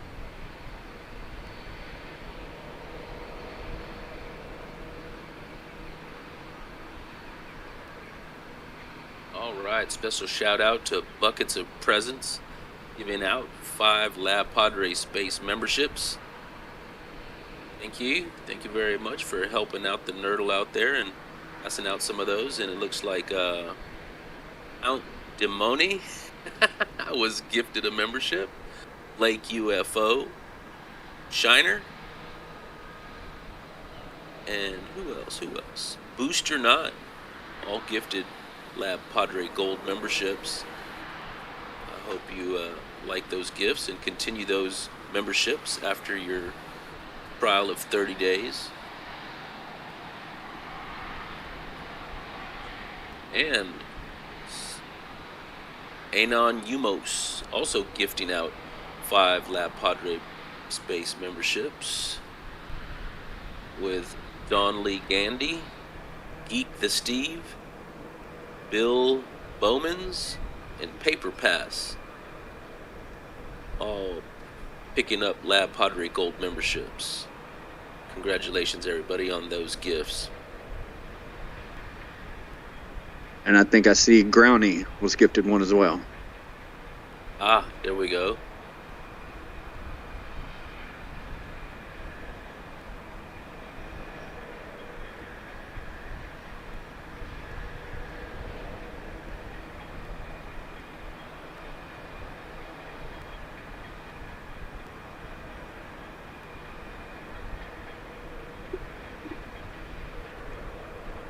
Another question in the house here from the Ruby Knight, asking if they build a second tower at the launch site, if we think the OLM will be taller than the current OLM height. I would probably think it's going to be the same, being that they need to accommodate the same types of vehicles. I don't see why they would build it any shorter or taller, especially if they're going to be launching from it.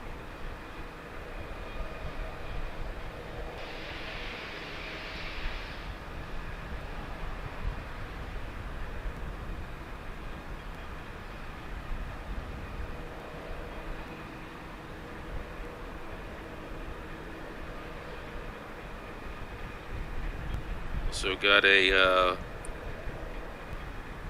special Venmo payment from Megan. Thank you, Megan, if you're listening.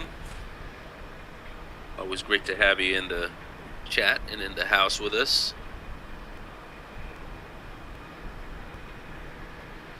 That's awesome to hear.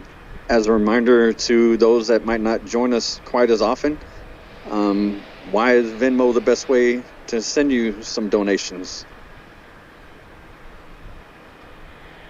Well, there are a couple different ways that are better than the YouTube super chats. You know, of course, it's always great to see your name pop up in bold and able to give out a special shout out like you all do. But YouTube takes 30% off the top of anything that comes through of monetization, which includes the YouTube chats, memberships, everything. So, you know, donating Venmo, Cash App, those are 0% that is taken out of there.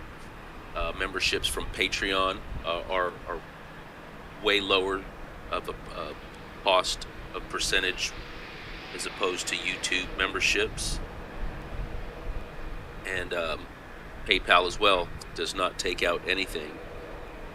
So however you all wish to go, you know, we appreciate it any way you'd like to donate to us. But if you want to see the full amount of your money go to full use with us, the other avenues are better than the super chat.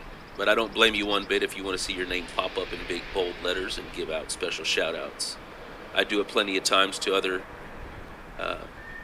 YouTubers as well, knowing darn well that they're not going to see the full amount that I give them, but it's always fun to see your name up there pop up. Yeah, always, for sure. However anyone chooses to donate or just hang out with us, it's all appreciated. It's all going to keep us operational and keep these views coming. So it's all thanks for everyone, and thanks for all the membership donations. I've seen a couple of people doing the donation saying happy holidays. So, before we get going too further, happy holidays, everyone. Indeed, indeed. And also, we also want to make sure that y'all give a look to Chief's Patreon site. Chief, if you want to give them a quick link in the chat, you're more than welcome to give a link to your Patreon website. Give him a little Patreon action. Help him out a little bit. Helping both of us keep everything going on out here.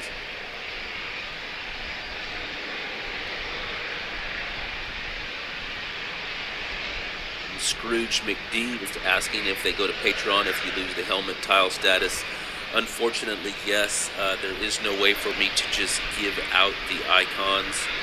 YouTube is really particular about that, so unfortunately, that is another part of the membership that everybody loves to see, is their specialty badge that shows how long they've been with us. So Patreon, there's no way to actually integrate that, and I apologize, but it's pretty much out of my hands. We also have Super SO5 giving out another 5 LabPadre Space memberships, and the winners of those memberships are KB, LL, Jason Voke, Caspa X, and Joe's High Power Rockets. Congratulations on those gifts this morning. Hope y'all continue them after your initial 30 days.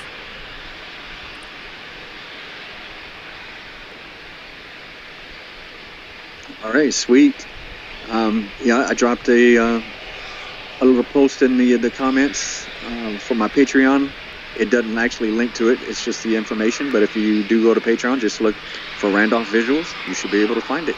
That's my Patreon. It's been going since I kind of sort of went independent, and then teamed up, partnered with Lab. But I do from the shots that I get on a daily basis, I make those available after a few days to give Lab the first opportunity at them. But you should see a daily gallery when I'm out here. So if you'd like to check that out, it sure would help. Thanks a lot. And I went ahead and posted a link. I thought you would be able to post that link. I guess I'm the only one that can post links. I thought maybe it wasn't because maybe you didn't put the www. Either way, I posted the link for everybody there if y'all want to check it out. Give Chief a little love.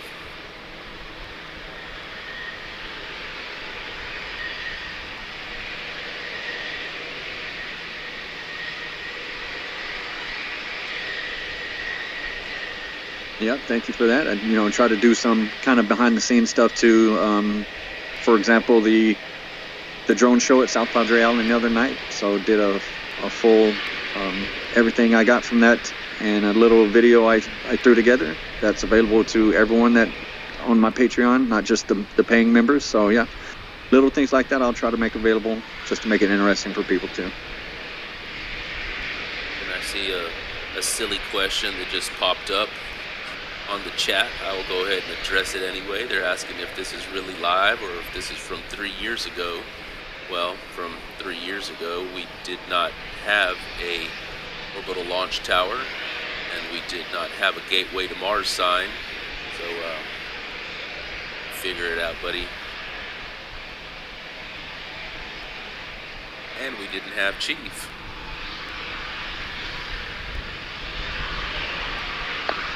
That's right. I've been down here for almost 2.5 years now. So yeah, 3 years ago, I'd have been watching what the hell's going on back from San Antonio.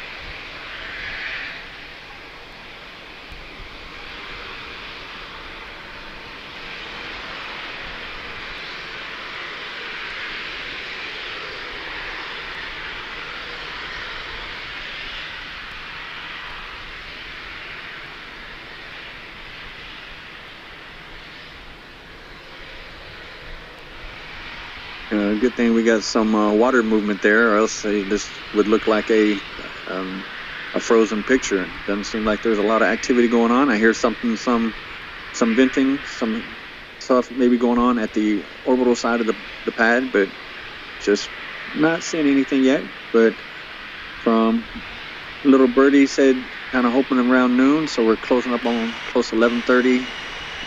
Without seeing any activity going on at the suborbital side, I doubt that's going to happen by noon now. We just switched over to the orbital side real quick so we can see what's going on over there, but don't see any kind of venting happening. There might be a little bit of sound, ambient sound happening from the farm, but no visuals yet.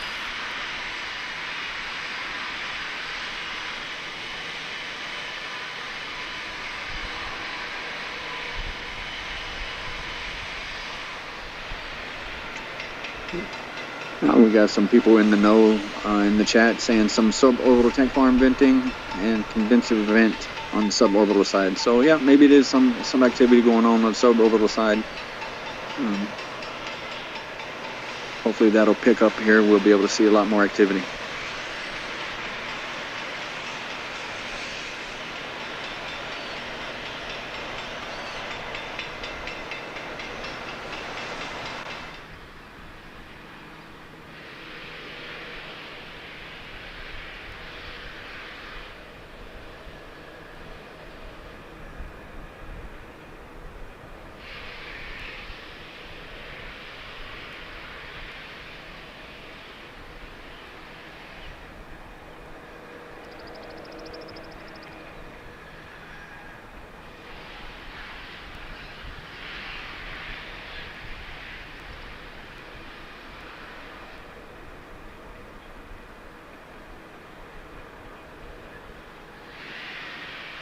So I was just sitting there thinking about the possibility of a second tower at the launch site. Just when and if that actually does happen, that would be a good opportunity to maybe do a dual launch like they did for the movie Armageddon. Just imagine seeing that, a double launch. Oh, man. Could you imagine the sound?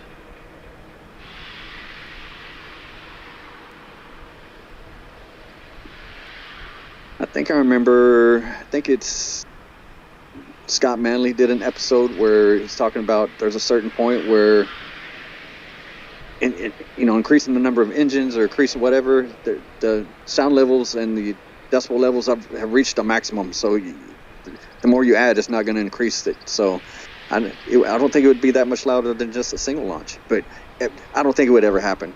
Just that image popped in my head of two towers there and then having two launches like Armageddon did.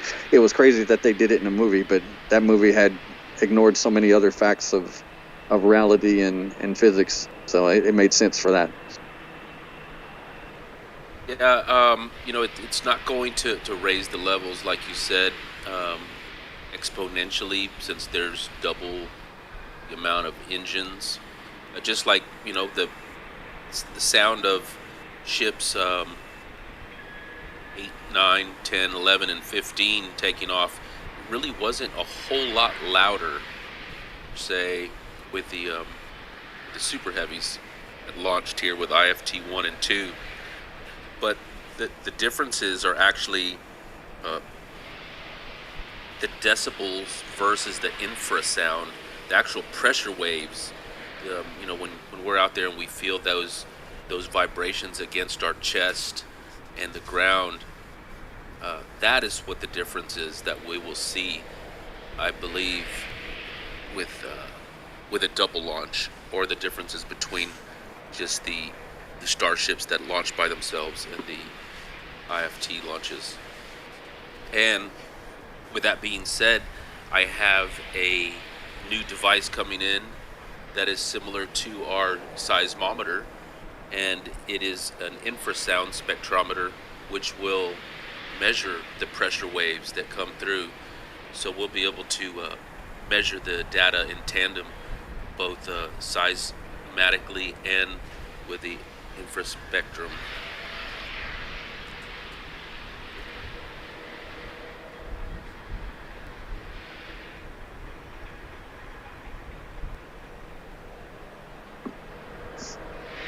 I was just on the verge of asking you about that project. Is that you think that's something else that's going to be right after the New Year's? You're going to be able to have that in place? Well, I should be having that infrasound spectrometer here coming in this week, I believe. And so we will definitely, unless launch happens before the new year, we should definitely have the infrasound data coming through the next launch.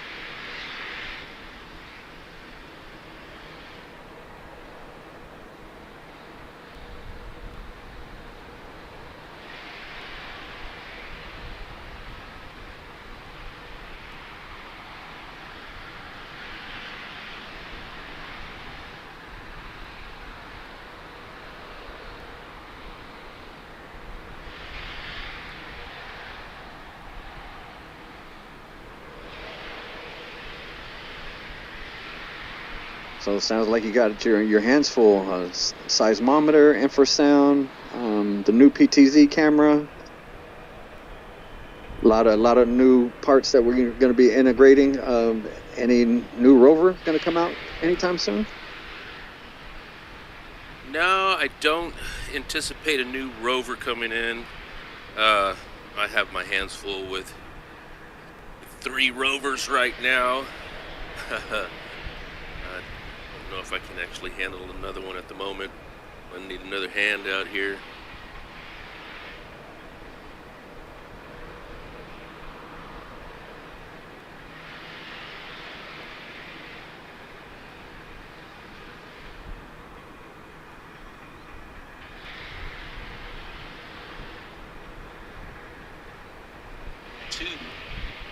Could possibly be getting a camera upgrade.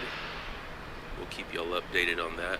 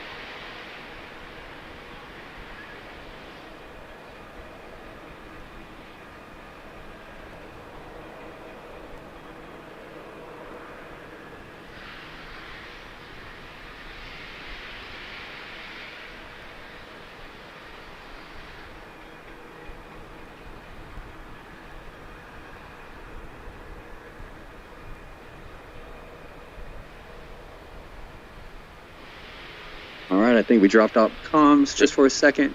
I was reaching we're out trying back. to say thanks to Jingle Bells for gifting that membership that went out to Arcada J. Thank you, Jingle Bells.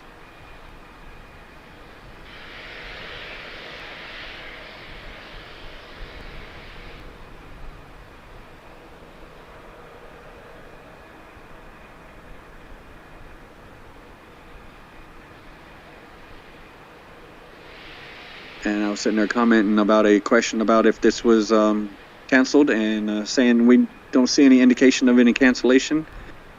Just takes a while for them to be doing. They're probably doing a lot of things in the background we just don't see. The road closure is scheduled all the way up until 8, so they could be doing something all the way up until then. And there's actually been some times where they've extended it and gone past when the actual closure is. So at this point, we don't know, but it looks like it's still going on. We just don't really see a lot of activity yet.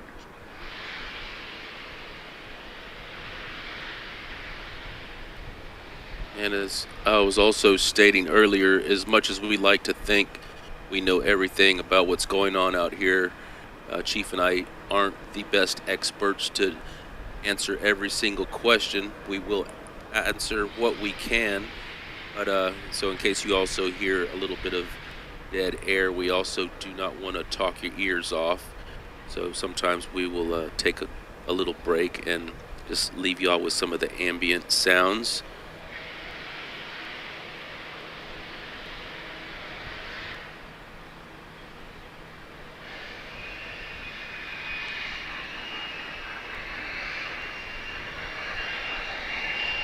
But definitely want to jump back in and say thank you for Space Cowboy for a $10 super chat. Always much appreciated. And someone asking questions about did they get a bunch of rain down in Texas? We have had a little bit of rain. This particular area that you're seeing right here is a little basin that's almost always has some water. I think this summer it dried up.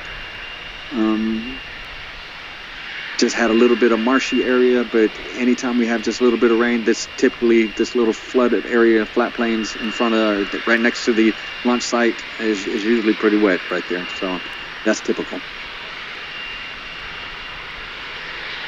Yeah, I also believe some of this water kind of seeps in from the tides as well. As I was saying earlier, the water table down below is really shallow. And to the back side of this view, we have the bay flats. And when we have super high tides, they creep in and kind of force water in underground through these really shallow sands. And this time of year, we have some really high tides along with the fronts and stuff. Water gets pushed in. Also from the riverside, the Rio Grande River, which is a couple miles down to the south. The water actually permeates through the sand and some of the areas where the levees aren't as high, and the water kind of overflows into these back bays and kind of fills in just a little bit. But you're right, Chief, during the summer this area dries up quite a bit.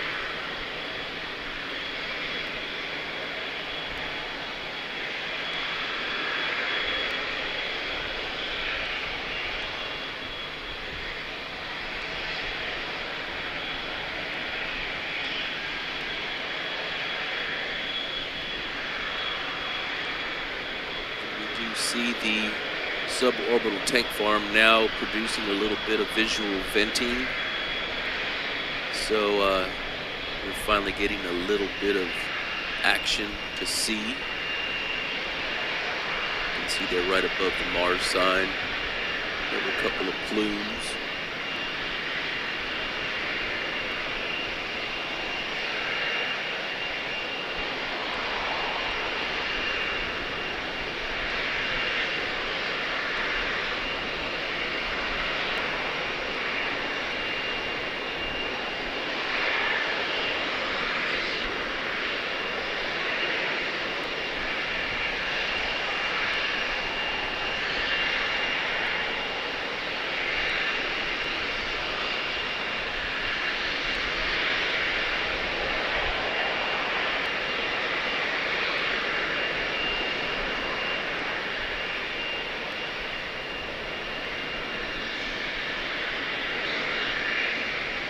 Yeah, we were giving a lot of shout outs to people all over the world earlier, and see another one coming in from Rick saying hi from Iraq. That's a new one, haven't seen. Appreciate you. Thanks for coming by.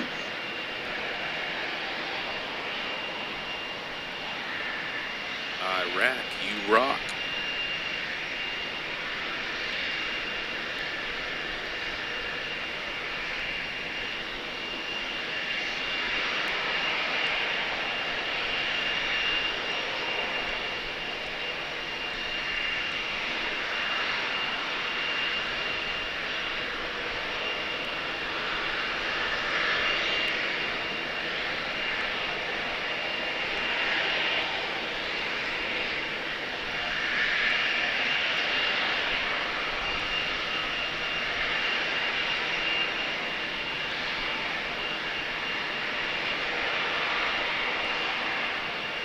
Asking a question. Then he says a question for Mario.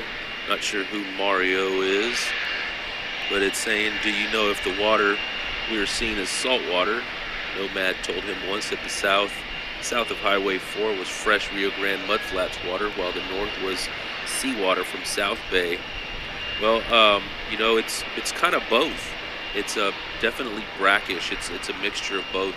The water that's coming in from the Rio Grande is also salty, since during the high tides the water kind of pushes back into the river, and even probably 3 or 4 miles up the river the water is still pretty brackish. You can catch all kinds of saltwater fish 3 to 4, even probably 5 or 6 miles up the Rio Grande River. But also with these sandy, salty flats, any fresh water is quickly turned to brackish. So it's definitely a brackish. It's not completely seawater or fresh water on either side, mainly brackish.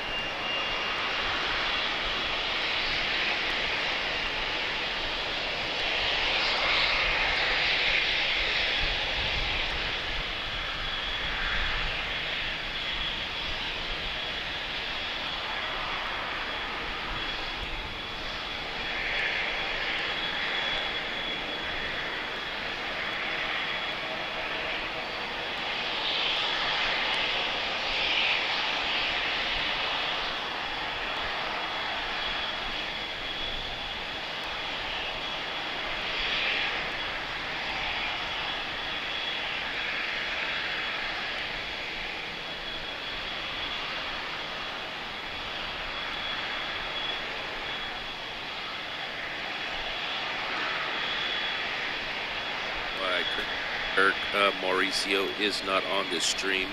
It's Lewis here with LabPadre and Chief coming at you.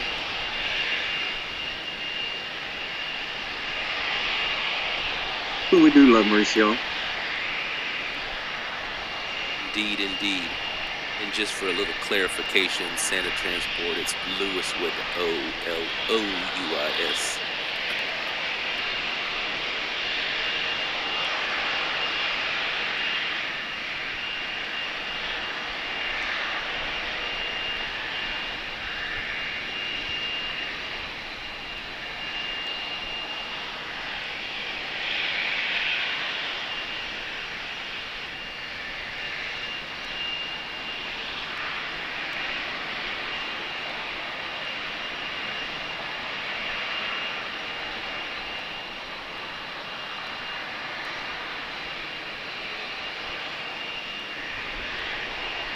All right, looks like that venting over there on the left side of the view in the Sorboto tank farm area looks like it's picking up.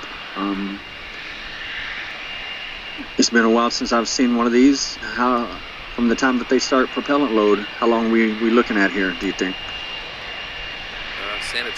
transport sandwich at about 45 to 90 minutes, so give or take an hour.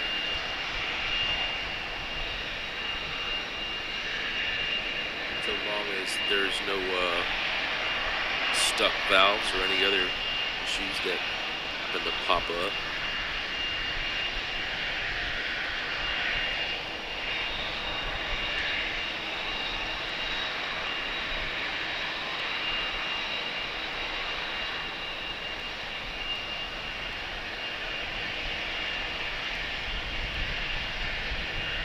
But it's sounding good. You start hearing that high-pitched whine. It sounds like things are moving along.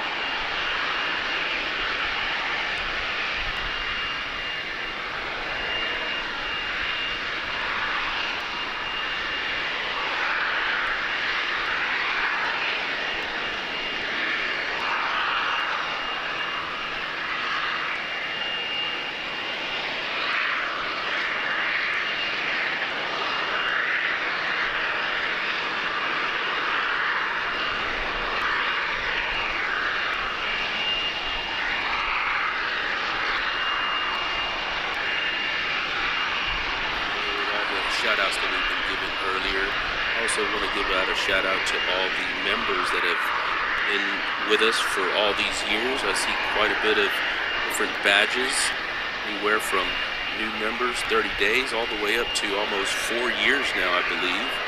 So I really appreciate your help in keeping us going, and a round of applause to you all.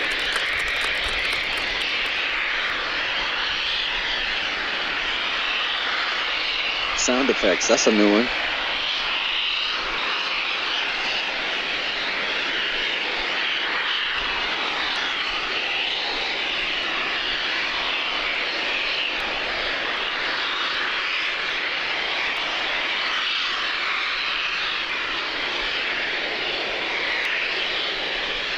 Now, that brings up a question I got for you, Lewis. So you say 4 years is about your longest tenured subscriber, but you've been doing this a lot longer than that.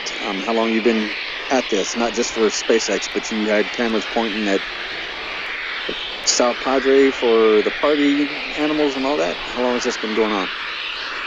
Oh man, this has been going on probably for 14 years, something like that. It's been quite a bit. Been out here doing live views and different videos for concerts and spring break parties out here for quite a bit of time now. Close to 15 years, I believe. It wasn't until SpaceX that came along that my YouTube channel really grew. And I was very surprised to see that there were so many space nerds out here and space fanatics that can't get enough of watching SpaceX. It's a really great feeling to be able to bring all this to you all. So from day one, it was called LabPadre?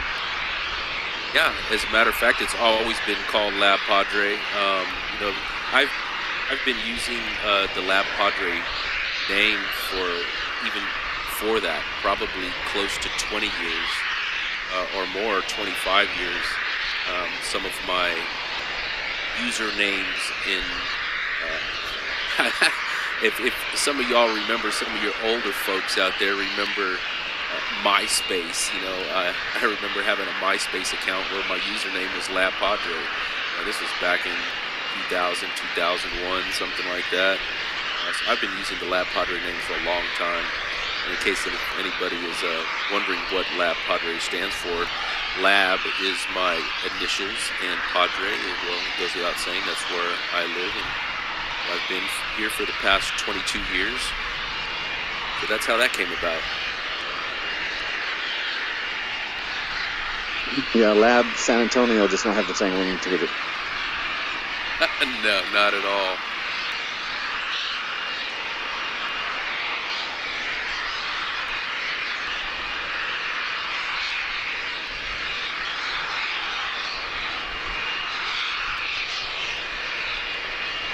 We have a own Santee in the house with, I'm not sure what that ARS is.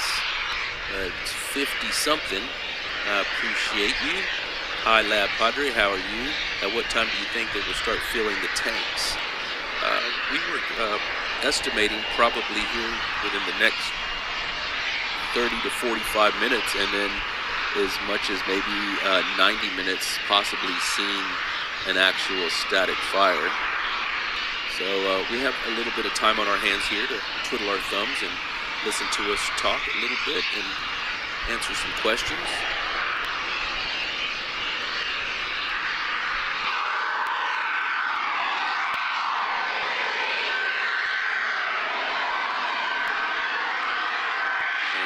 That ARS is 50 Argentine pesos. I appreciate that. Out of Argentina. Great to have you here.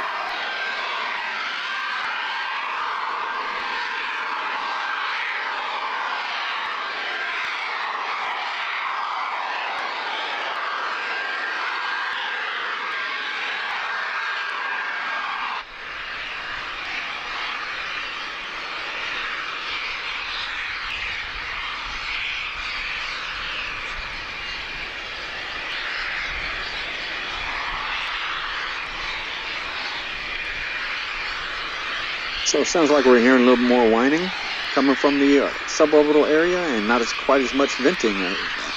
That's a good sign, right? Definitely. That may mean that the may be getting very close to actually sending the propellant up to the ship here pretty soon. Pressure, pressure, pressure.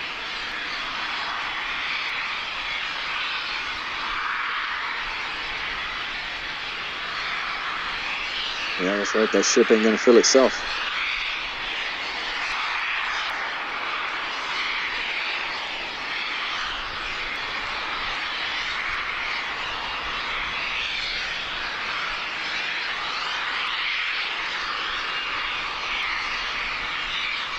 See, Andy Alder was asking why was Padre named that, and well, the area was established in around 1804 by a Spanish priest named Padre Nicolas Bali, and that was why the island was named that. It was in reference to him. And supposedly, legend has it, there is a huge amount of treasure that was buried in this area, and after a big hurricane, the area was wiped out, and he had no idea where he ended up burying his treasure. But somewhere around here, there's a lot of gold laying around, or so they say.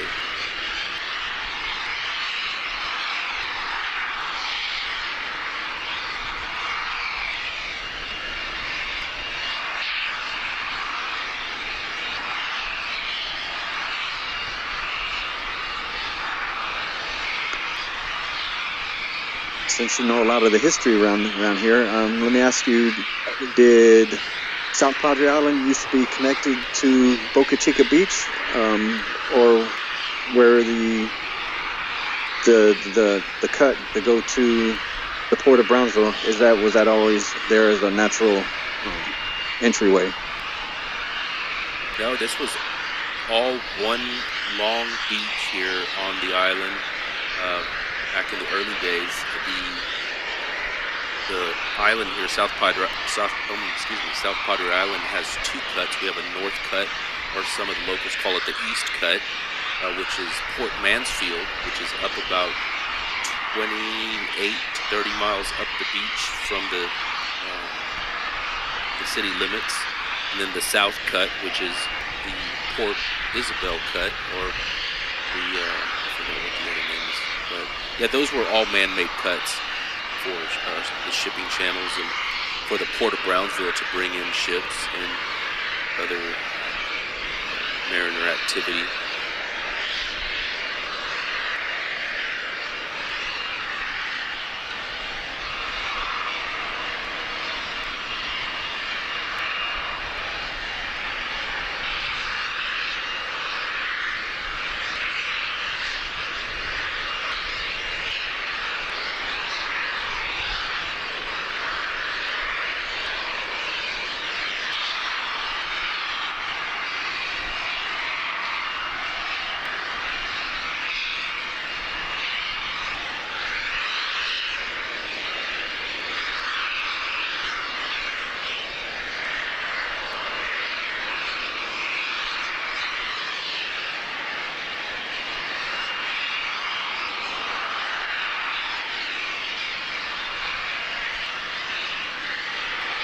South end were actually called the Santiago Pass.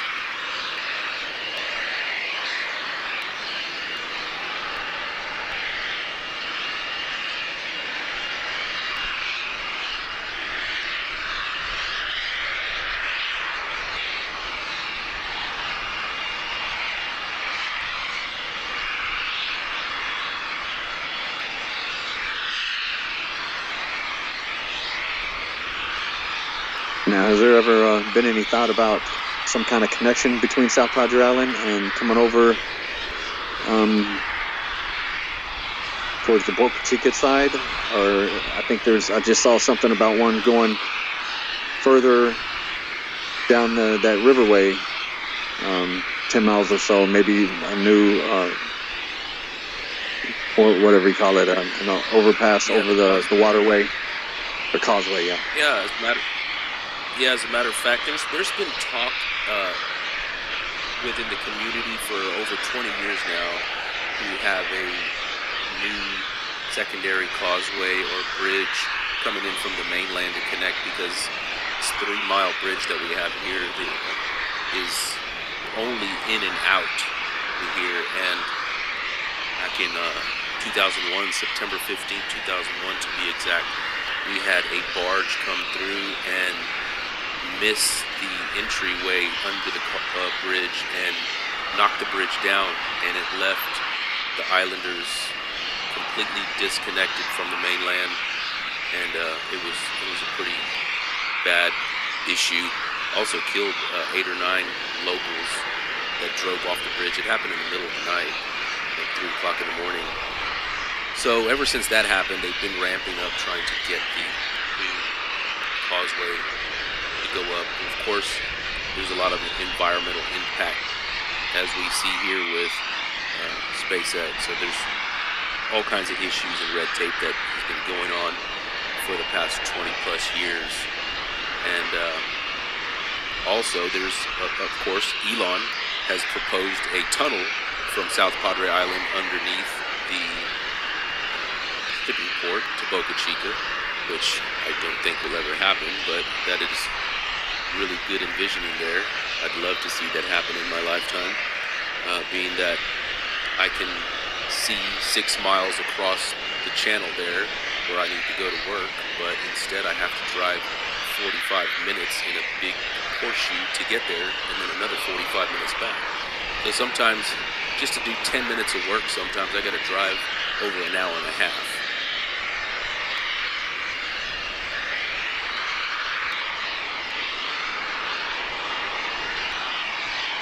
Yeah, that tunnel idea sounds good in theory. Yeah, like I said, if it ever happens, that'd be a miracle.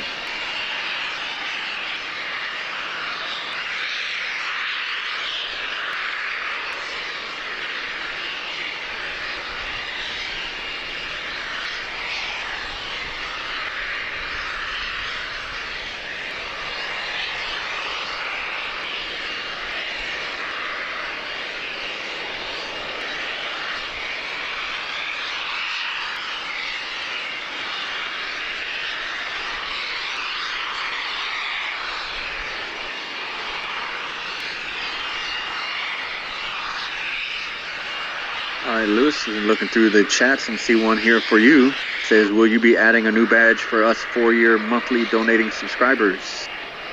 That's from Lady KOH. Howdy, Lady KOH. Yeah, we have been looking into making a new badge. Still haven't come up with an exact design yet, but we'll be setting that up hopefully here pretty soon. Thank you for reminding me about that. It actually kind of slipped my mind a little bit.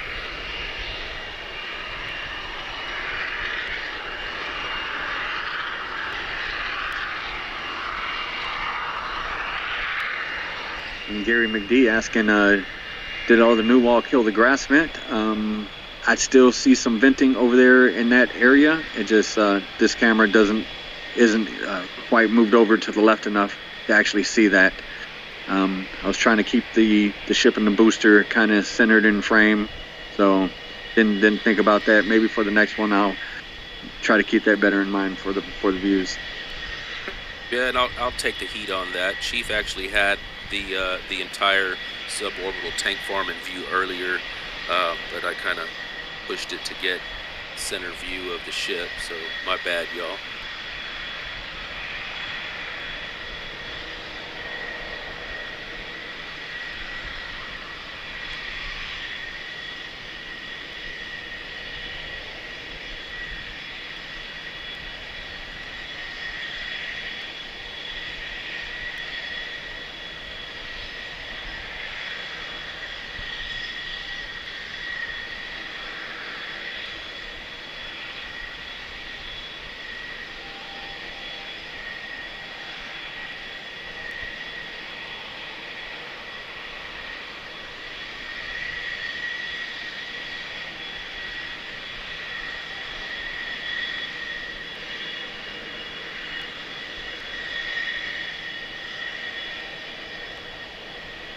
All right, STS-125 saying we're seeing some action at the orbital tank farm with the OTF LOX event. So it looks like we got both tank farms spooling up with some activity.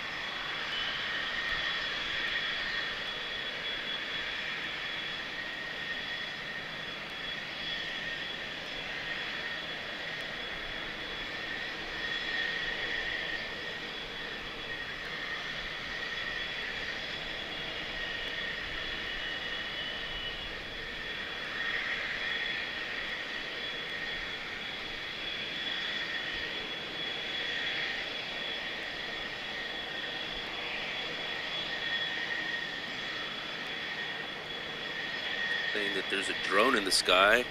I did not see that, but with a drone in the sky like that, that might be indication of a possible issue.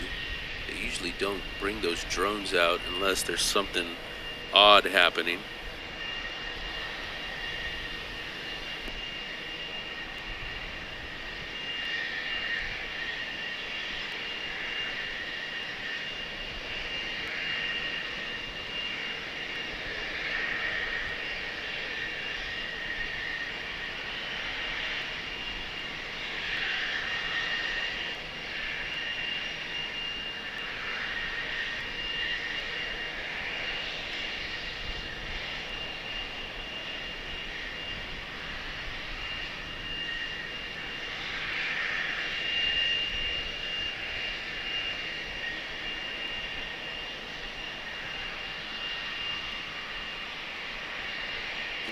Gary Holdcroft is asking if there's any particular reason for this dedicated cam today.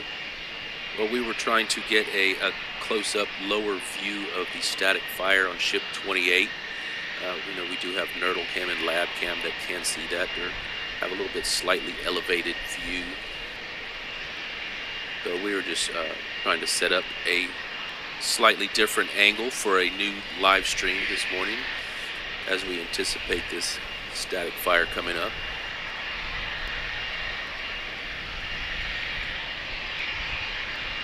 Yeah, guys, I don't see the drone either. See y'all asking about it.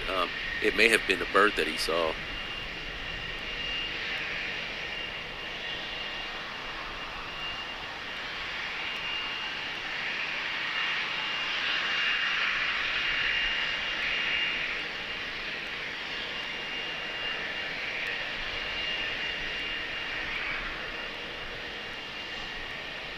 Hey, Lewis, what audio are we listening to from the rover? You might be able to hear the buzzing sound from a drone.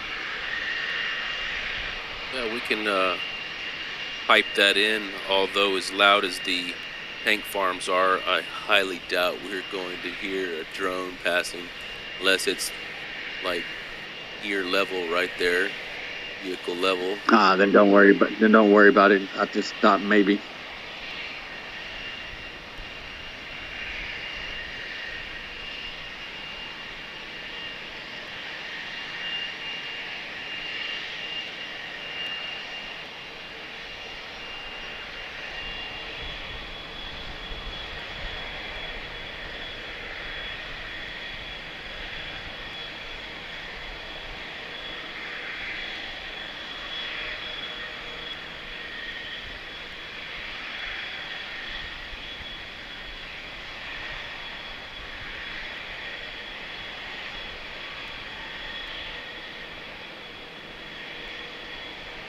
Definitely see the venting coming over from the lock side over there on the orbital side from this view there in the background, as well as some small visual venting on the suborbital side. It looks like we may have two different events happen today.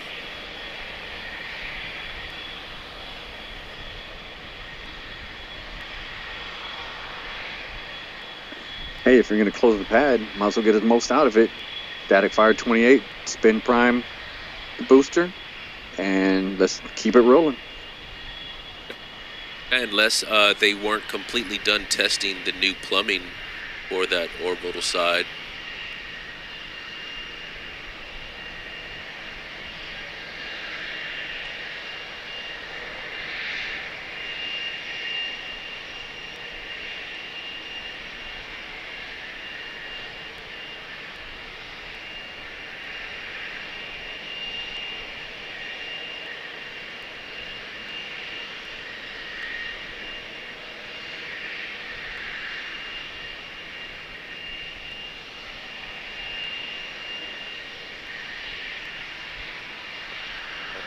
Some people asking about zooming the cam. This camera is able to be zoomed, but it only when we have an operator on site. This is one of Chief's DSLRs, and So this does not have remote PTZ capability. The cam that we do use for these remote shots like this is in the process of being warrantied and replaced.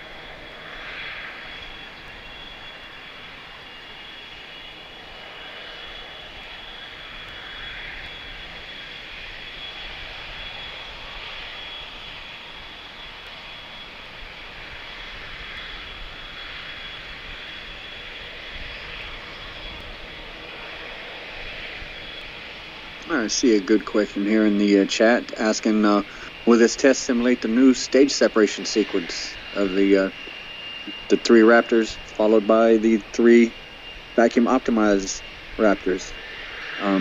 We don't really know what they plan on doing and how they plan on doing it, but that would be a good idea for them to do something like that.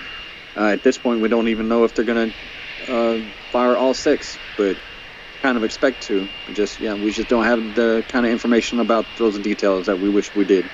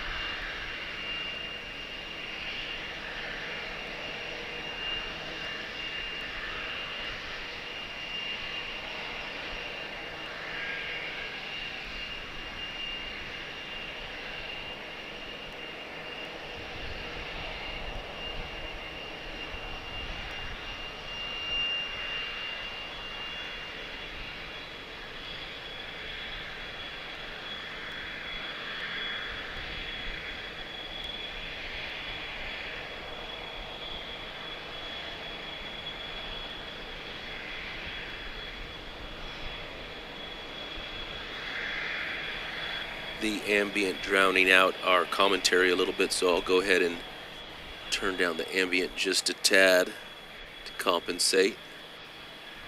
And as we get closer to the event, I will turn it back up.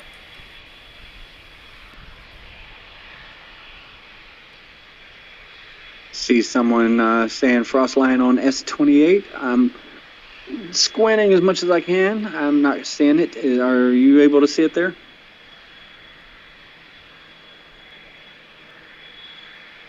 Let's see here.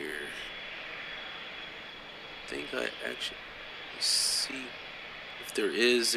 I see a little bit of a shadow up higher. I'm not sure which portion they're talking about.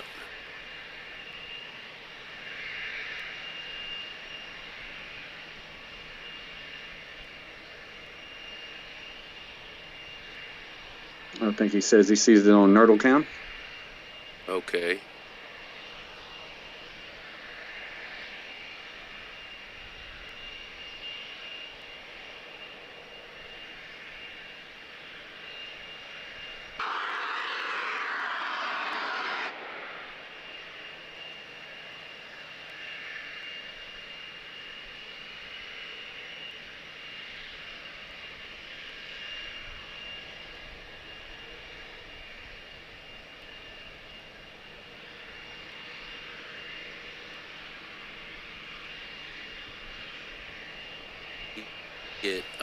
On this cam, it is just perhaps maybe 3/4 of the way up from the bottom before it gets to the top of the flap on the right hand side.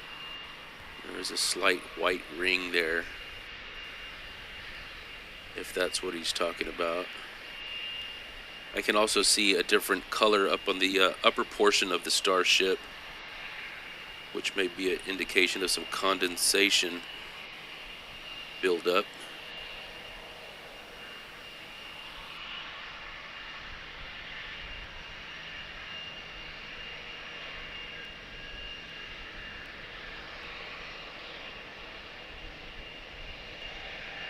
Actually, the entire ship now, other than the nose cone, seems to be a little bit brighter and shinier, which I was talking about the possible condensation starting up. Definitely frost, though, on that little ring on that right-hand side. All right, sounds good. Got to freeze it to fire it.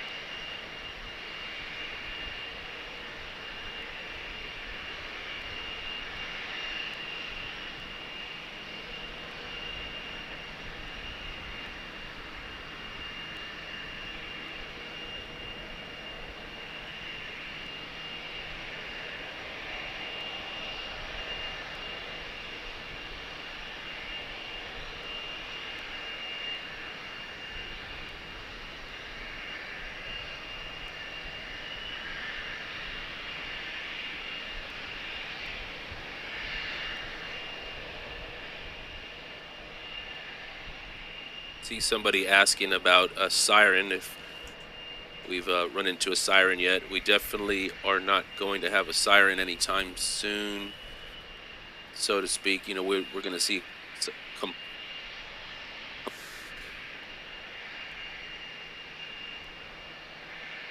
sure that they're using the siren these days.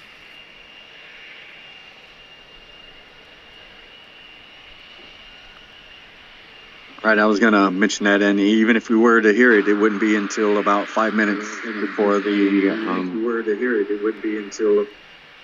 the static fire. So yeah, we're still a ways away from that point.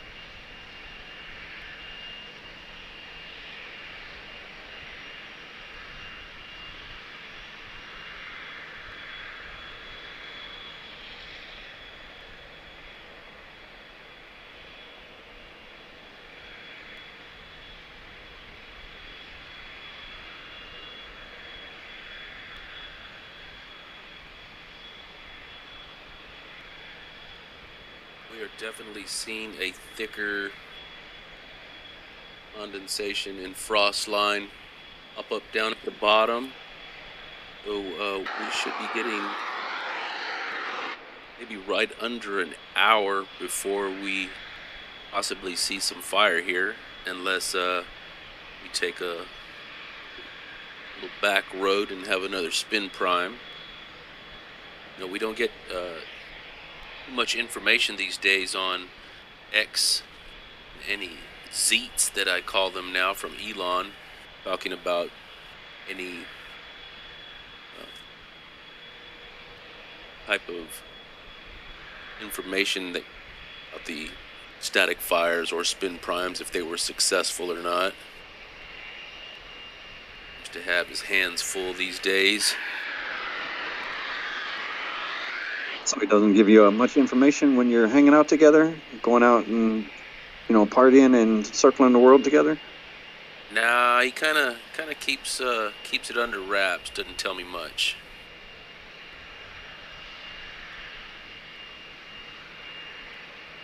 Well, that's good. At least, you know, if he expects his employees to do that, he should do it too then. And if he did tell me something, I wouldn't tell you all. I might tell you, Chief, but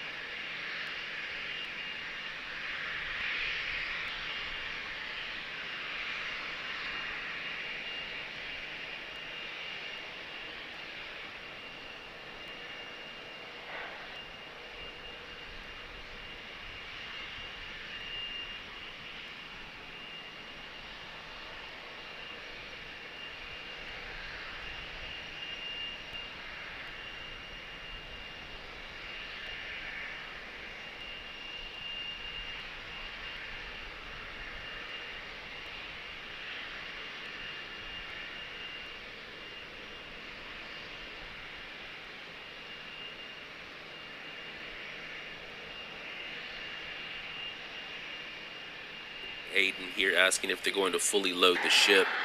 With spin primes and static fires, they normally do not fill completely. Just enough to get the job done and de-tank quickly afterwards, so they don't have to spend so much time with the road closed.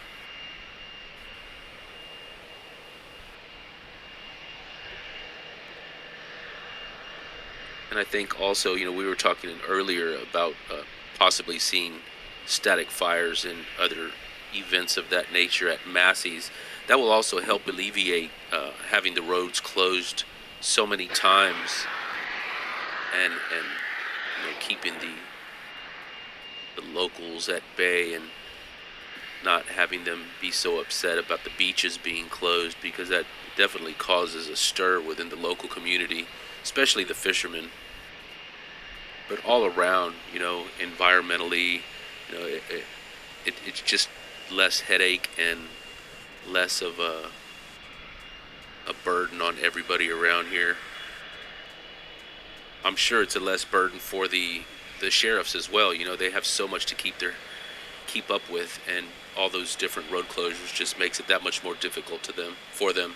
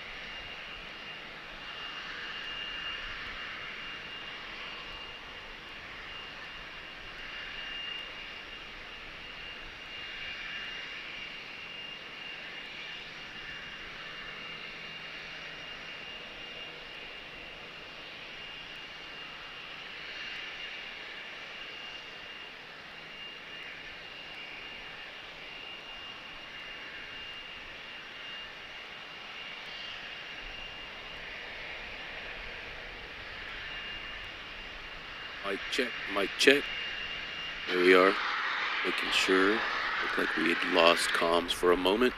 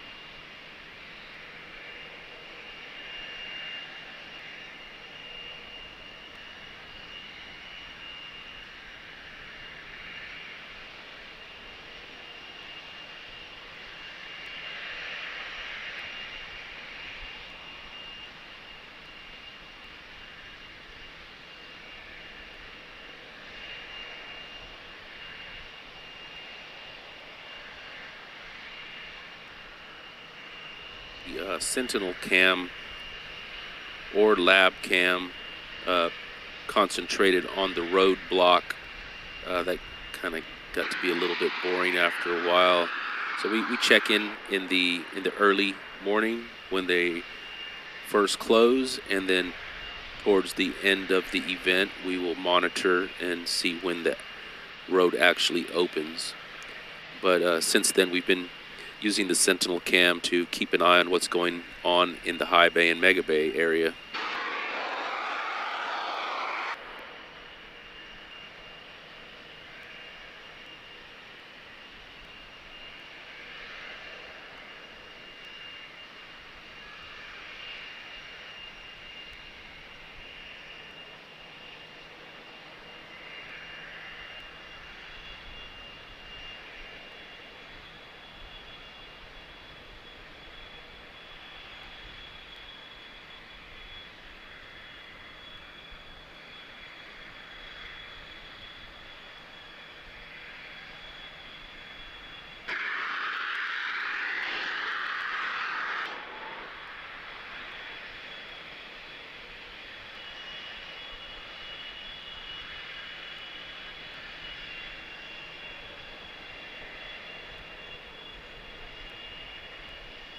Well, all right. While we keep watching the ship get a little bit frostier, just want to say thanks to Muthbab.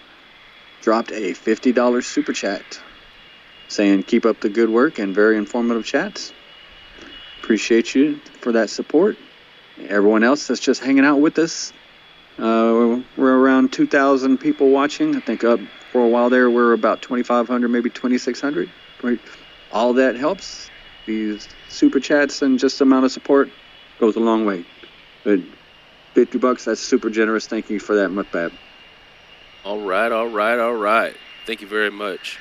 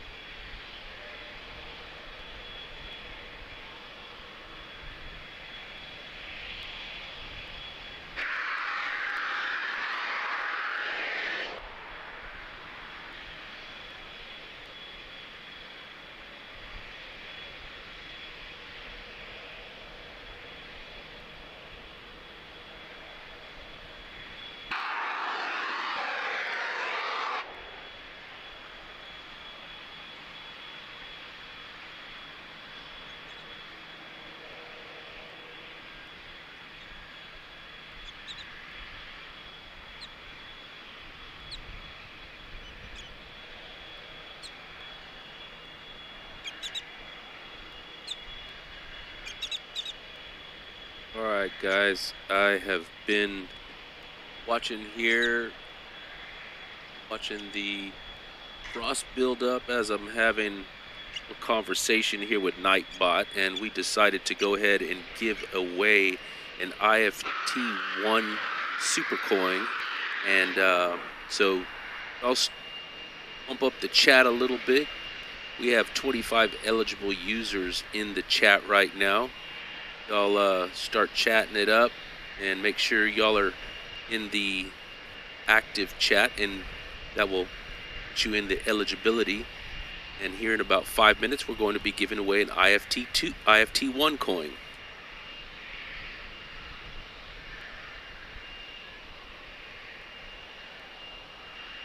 Sweet.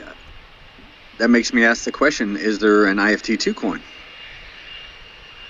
Unfortunately, no, not at this time. I haven't gotten around to the design going. You know, I guess technically we could just make a minor change to it and just change the name on it, but in order to make it a little more pleasing, we wanted to actually do a total redesign, so we didn't get to that part yet. Things have been kind of busy on our designer's end and our end here, so not quite yet. Gonna have IFT3 before it winds up having. Yeah, we need to go ahead and make that happen for 3 for sure. All right, looks like we have 73 eligible users, 74 now. And we know we have quite a bit of people that are watching the stream, and not sure if all of these people that are viewing are actual subscribers or not. You do need to be a subscriber to be able to chat in the group here. So go ahead and make sure that you are subscribed, and just put a little quick shout out, even if it's just a little wave or hello. That's all you need to do. And also special shout out to 55 Chevy guy Steve, $20 super chat. Thanks for the continued coverage. As always, Chevy guy, always glad to have you around. And of course, these giveaways that we do are for all around the world. Anybody is eligible, and there is no charge for shipping, even all around the country. So make yourselves available on the chat and give yourself a chance to win this afternoon here. We're up to 112 eligible users now.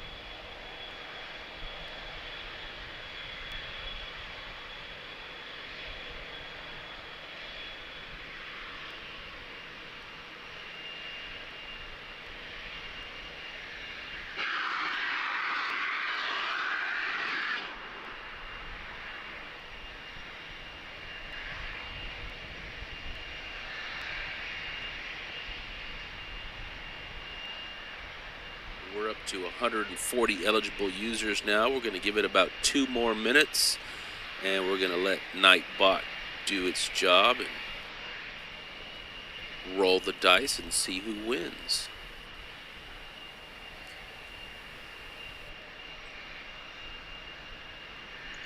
So for those that aren't familiar, just going to explain to them that, Nightbot is going to choose a random person who has chatted within the last 30 minutes. Is that correct? 15 minutes. Okay, within the last 15. Yeah, 15 minutes. So, you know, it doesn't matter how many times you chat, as long as you've chatted within the past 15 minutes, it will keep you in the queue of eligible users. And right now we're up to 150.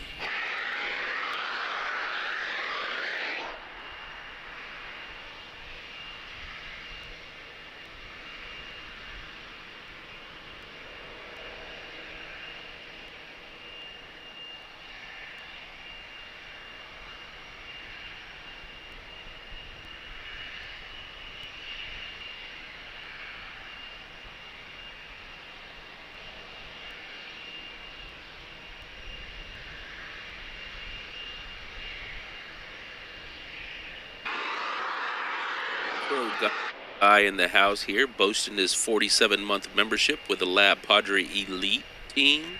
Can't wait for the 4-year badge. 8 days to go. Oh man, dude, you're putting the pressure on me, buddy. I'm gonna have to get to work on that. I'm gonna make sure we get that to you for all of y'all that are coming up on the 48-month stint.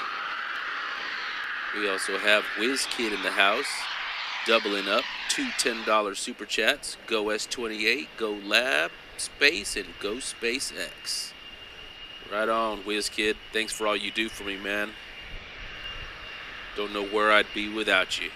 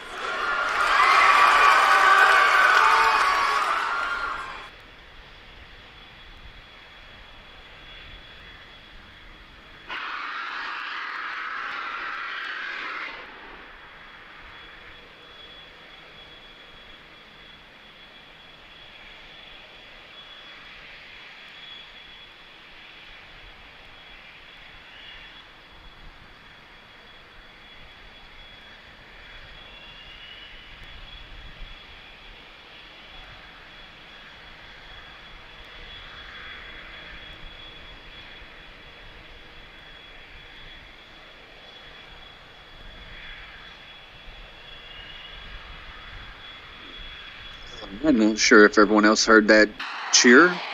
Kind of threw me off. I'm looking back through the chat. I see that Gravy Tube has won the giveaway. Sir. Good job. Yes, sir. Congrats there, Gravy Tube. Congratulations, man. Make sure you get with us on YouTube. I mean, on on Discord, and give us your address, and we'll get that shipped out to you right away.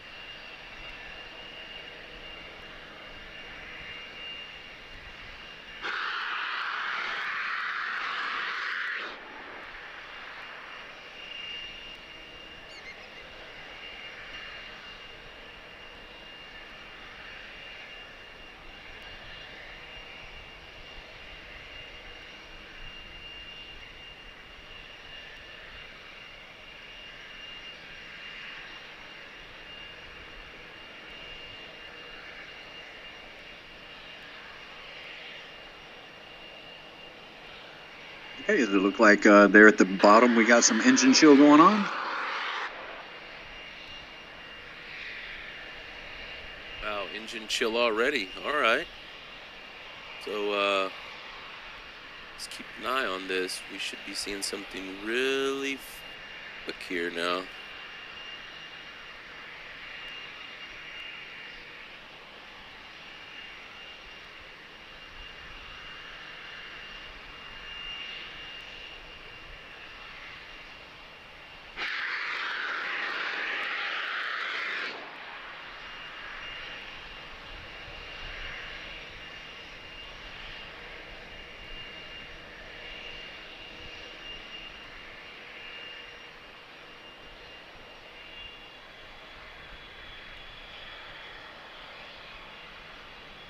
I'm going to go ahead and turn up the ambient just a bit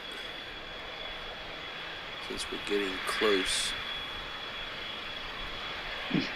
I just want to answer Nature's Child there asking no deluge, and no, not over here on the suborbital side, where the ship is on suborbital pad B, now turned into suborbital test stand B.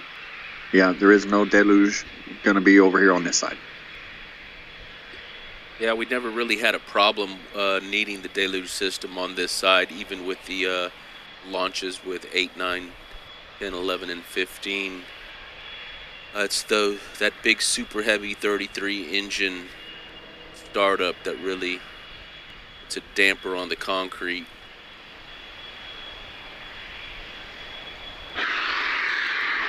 Although there has been some damage on the pad just from the ship static fires. Once they went to the new variant of Raptors, I think it started kicking out some of the fondag, or no, not the fondag, just the pad that they had. Yeah, there was a little bit of concrete damage in the past, but nothing of great significance like the last time when it blew a big crater into the concrete. That was insane.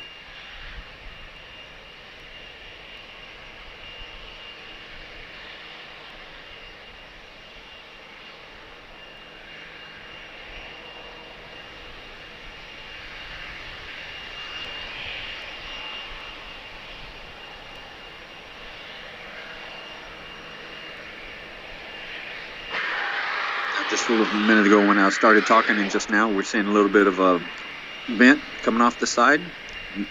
Not quite sure what that's indicating, but I think we're getting pretty close.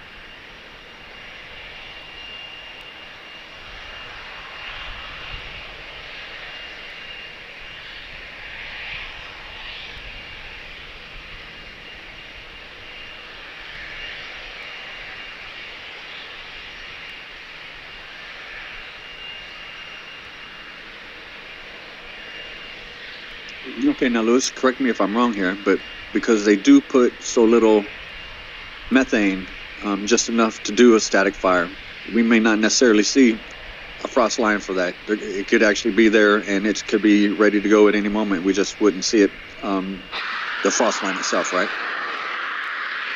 I suppose that's a possibility. It seems that in the past that we've always seen one, but I'm seeing a huge vent now. I mean, not the side. I guess it was just a little quick purge. But yeah, we do normally see a small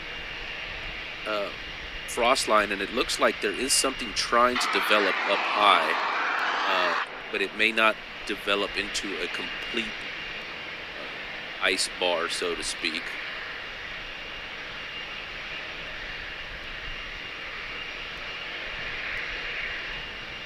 Those of you that were asking what the coin looks like, just posted a link that shows what the front and back looks like.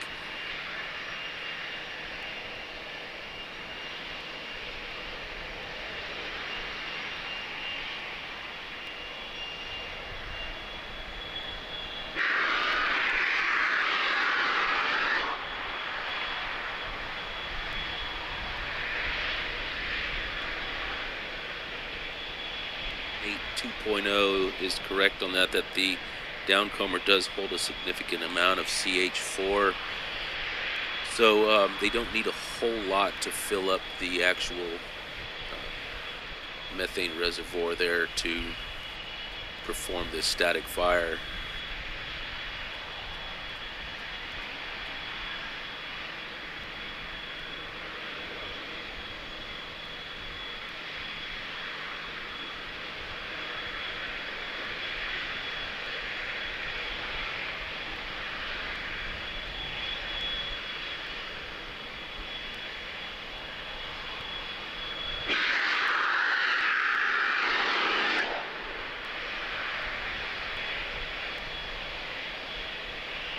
That I saw Santa Transport was looking at possibly picking up one of those coins off of our shop.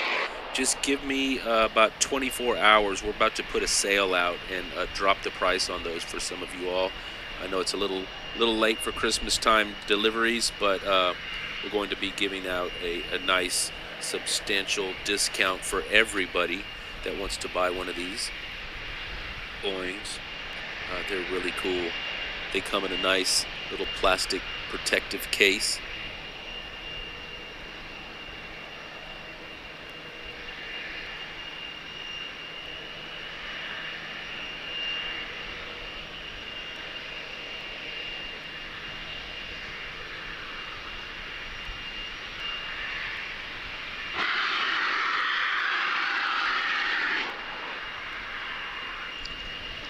Yeah, I went and grabbed mine, and I'm looking at it now. It's what would you say, 3 inches across and about a quarter of an inch thick. Yeah, definitely it's 3 inches in diameter and about a quarter inch thick. Really cool design. Secret Alien, one of our favorite designers and developers here with LabPadre Space.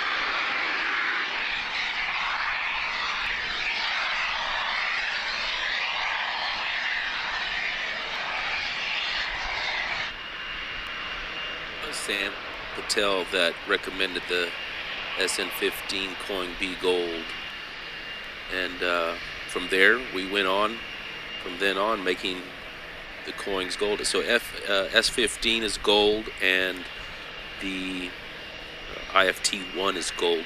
The rest are silver. We also have a hopper coin, which actually we have been out of stock for quite some time. Those ran out really fast in the early days. We also have SN5, SN6, 8, 9, 10, 11, and 15, all which are silver.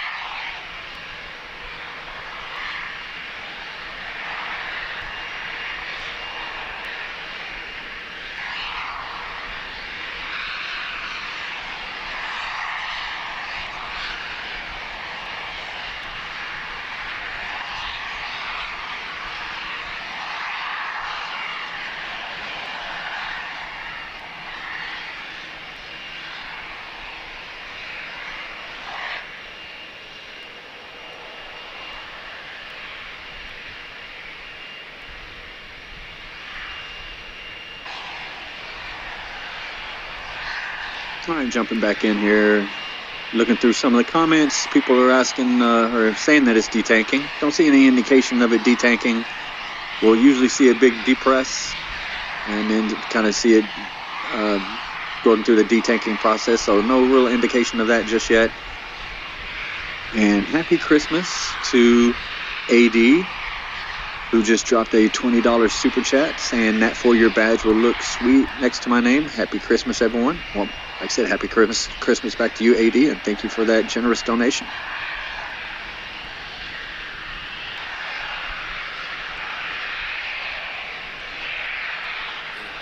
Indeed, thank you very much, man. Really appreciate that. As always, it helps keep us going over here. The streams going, keep the maintenance up on all our equipment. You wouldn't believe the amount of equipment we have to keep up with, as well as ourselves. Got to keep ourselves fed and filled.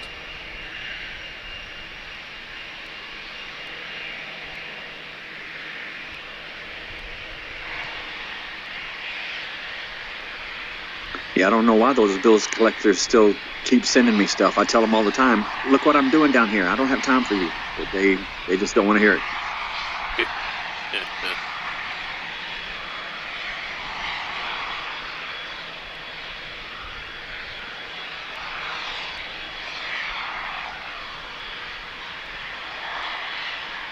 Also saw another chat in the comments earlier asking about who set this camera up.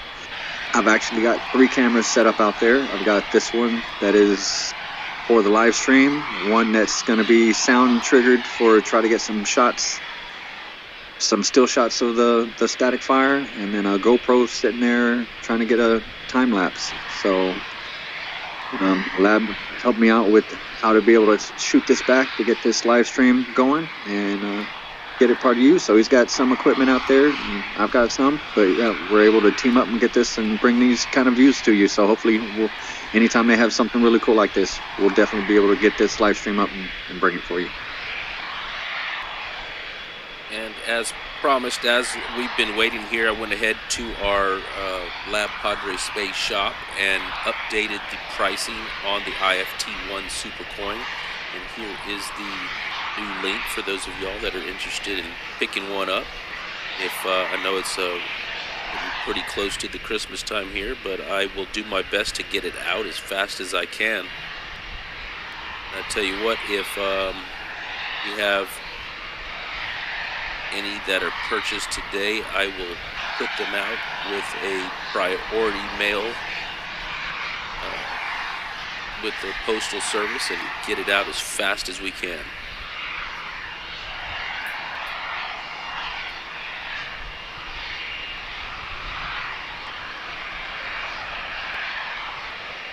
Surprisingly, the U.S. Postal Services around here, at least, has been pretty speedy, and I'm very pleasantly surprised by that.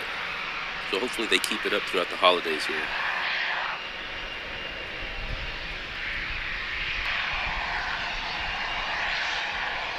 Okay, we got Santa Transport System saying that we've got a siren, so we should be at the 10-minute warning.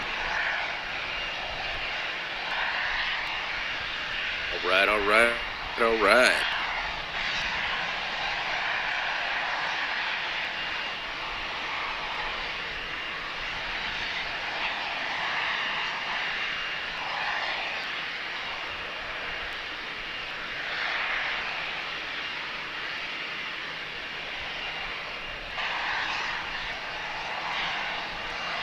All right, clever girl, I got you. What's the over and under for how many tiles fall off for the static fire?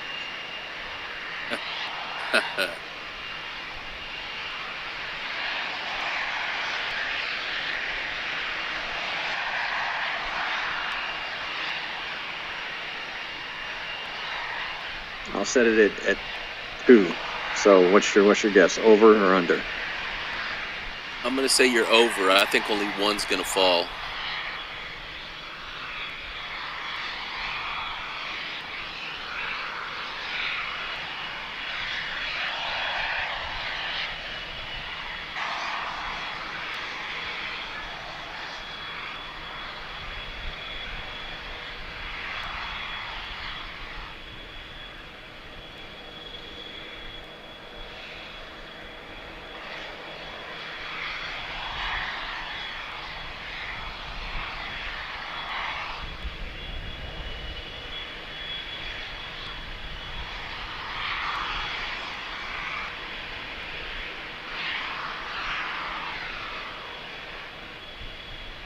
and you can't just answer yes.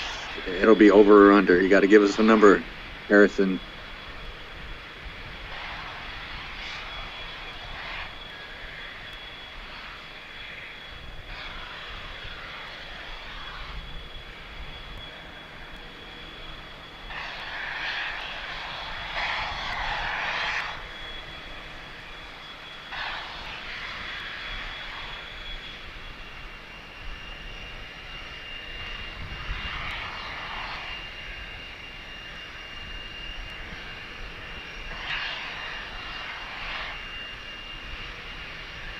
All right, people are predicting some pretty high numbers on here.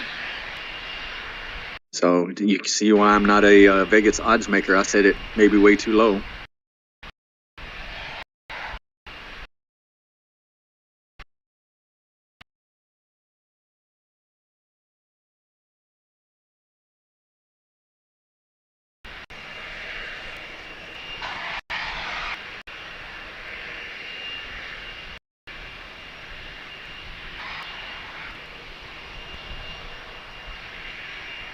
I see somebody was asking about the coupon codes for members. You'll need to use those codes at checkout, not at the members only access.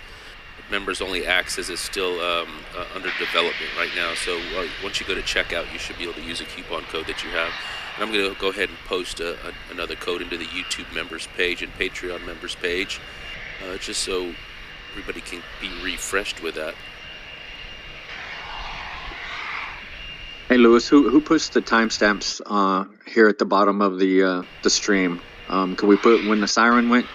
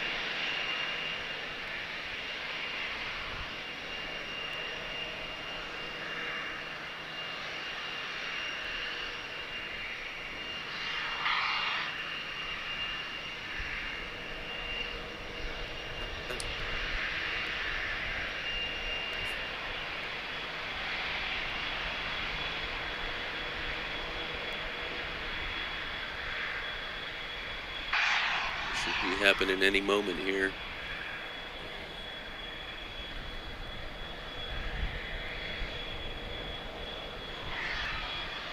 I would estimate 13:30 since I don't have an exact time of when the siren went off, but should be happening any moment now. So let's keep our eyes peeled. We'll go ahead and yeah, some of our mods are saying that it was at 13:29, so that would be 13:39 for the 10-minute, but we're just so maybe a couple minutes away.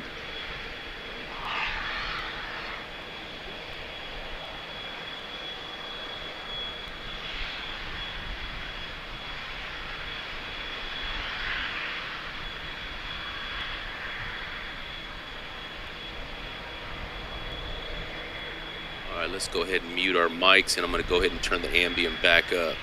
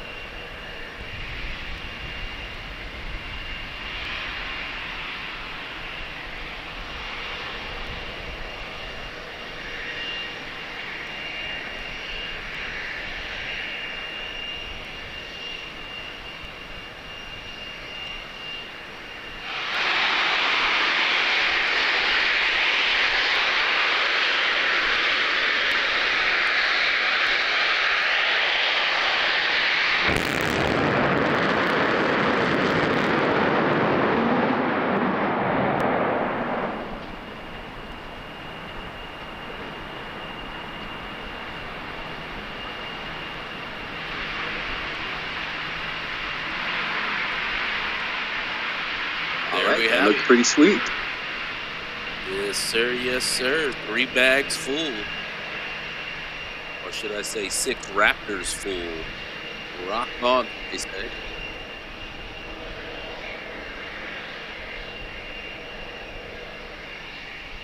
It's really hard to tell from here, but everything to me didn't seem like a full duration, about 4 seconds or so.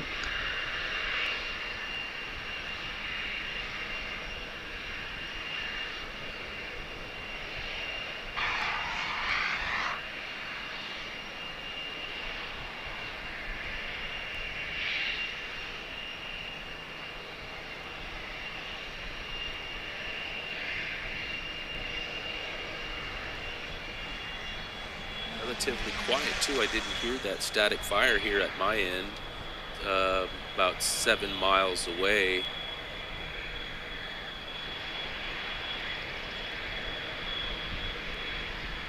And from the looks of it, let's see here. Hold on a second.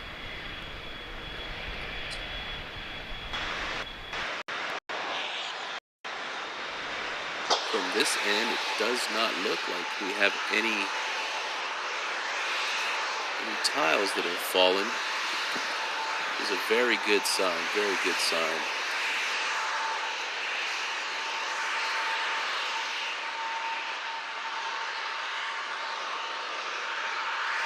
Yeah, as you know, they've been seen recently testing those tiles with a suction device to pull on it to see which ones are loose, and any that are even a little bit loose, they've been replacing them, and so they've got it to the point where this next full stack launch, it's got a good chance of coming in, screaming in through that atmosphere and making it.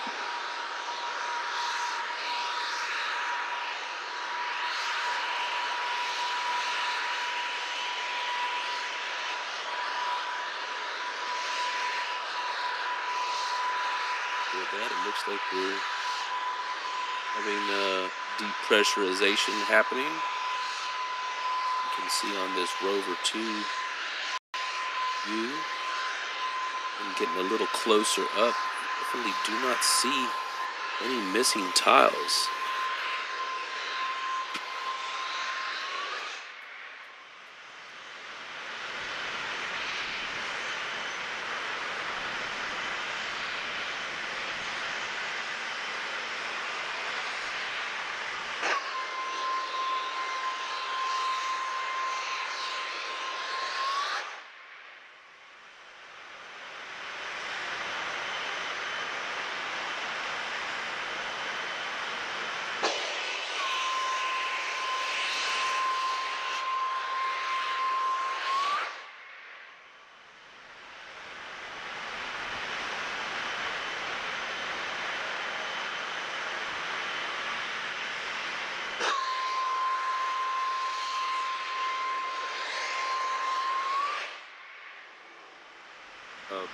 Giving a little info here that at the Crow's Nest here in Port Isabel, it was barely audible as well.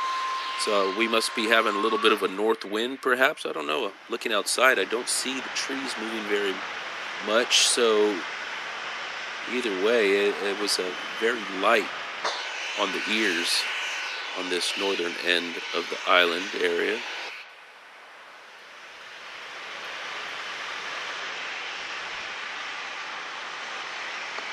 Either that or these are the new suppressor variant of the Raptor engines.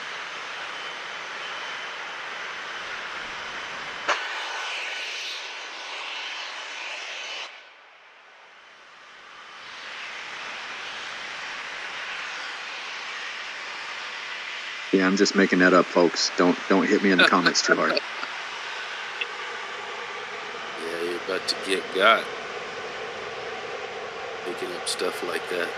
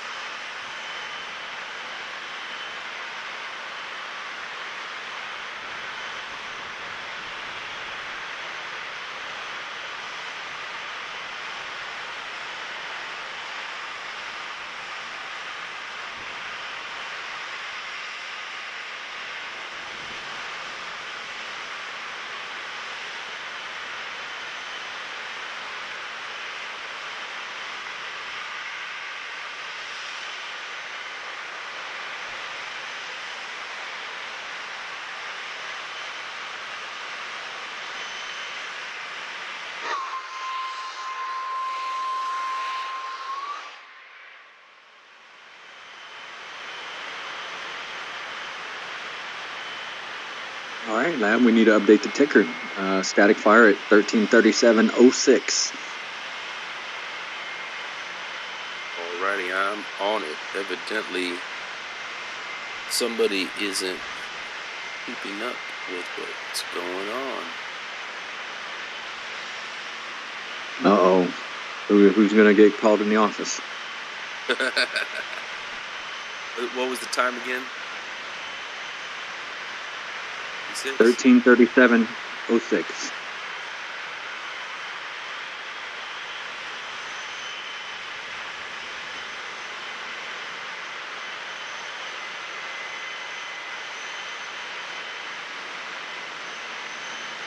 Switch back over here.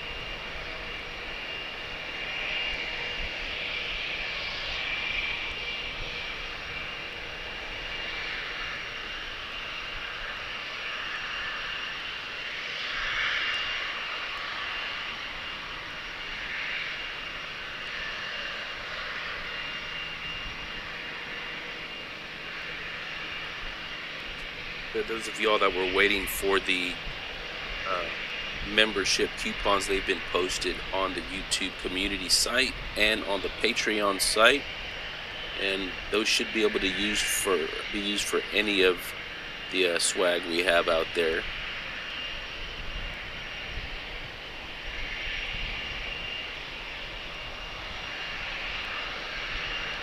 Also, we'll be having another grip of photos posting to Patreon this evening. I have a 3 or 4 days worth of photos via Chief that we'll be posting for everybody to check out.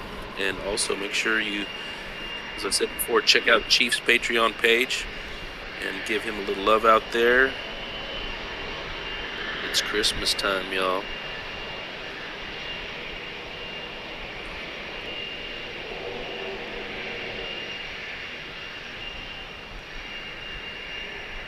I believe that is patreon.com/Randolph Visuals. Yes, sir. Yes, sir.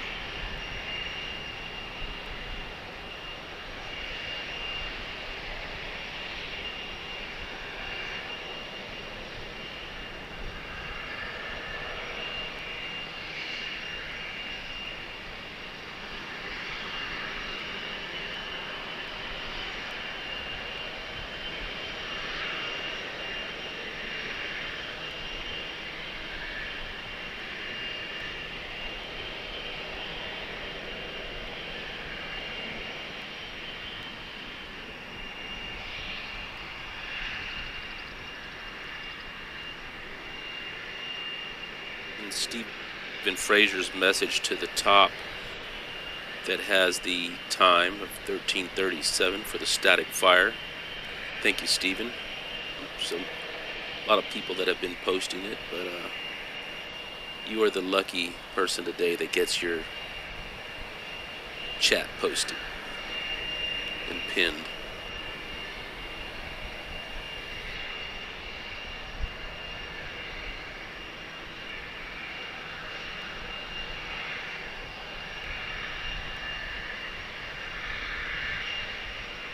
Now it's all about keeping an eye on the orbital tank side and the super heavy booster pen to see if we have any other action happening from that eastern end of the launch site.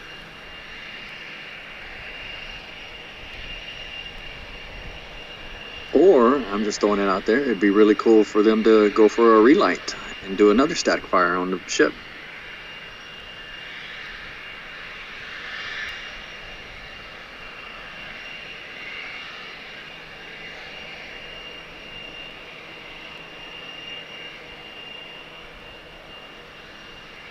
Yeah, I guess there's a possibility that they may even do a header static fire.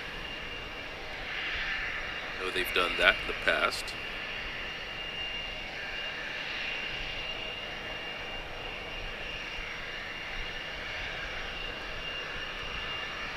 Yeah, we have no indication of that, anyone. Just wishful thinking. Just, yeah, what I'd like for Christmas. I want to go ahead and get it now. Yeah, we're just talking out the yin-yang right now.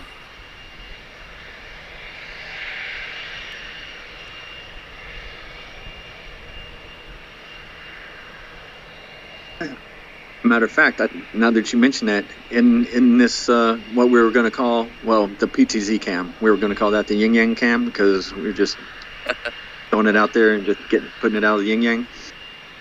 Yeah, because we got a yin yang of cams out here. Got cams out the yin yang. So technically, this isn't it. This is just using the dish. But once the PTZ camera's out there, that's what I'm going to call it.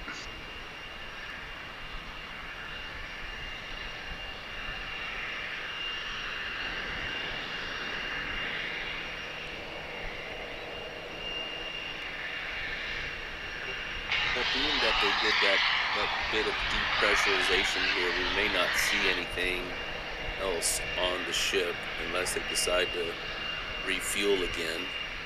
But we definitely should keep an eye on the booster just for safe measures. We'll stick around for a little bit. I'm going to call Elon real quick and ask him if what's going on. Stand by.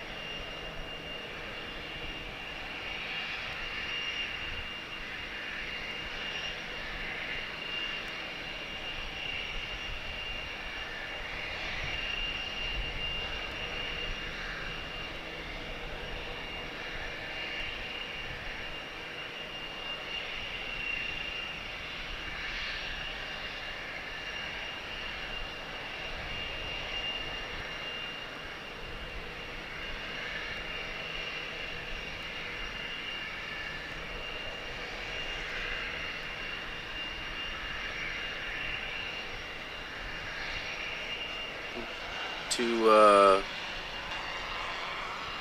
all indications, it looks like that is going to be a wrap today.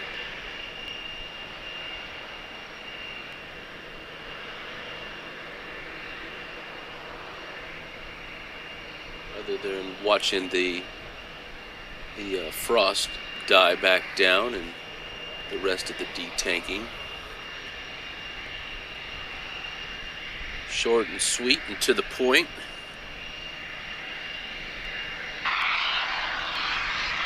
And while we're waiting here, I think Nightbot is ready to give another IFT-1 super coin. So I'm going to give you, we got 118 people in the eligible queue right now. If y'all want to get back in the chat before y'all leave, and we're going to roll the dice here in about another 5 minutes. And Nightbot is feeling the Christmas spirit, being real generous today.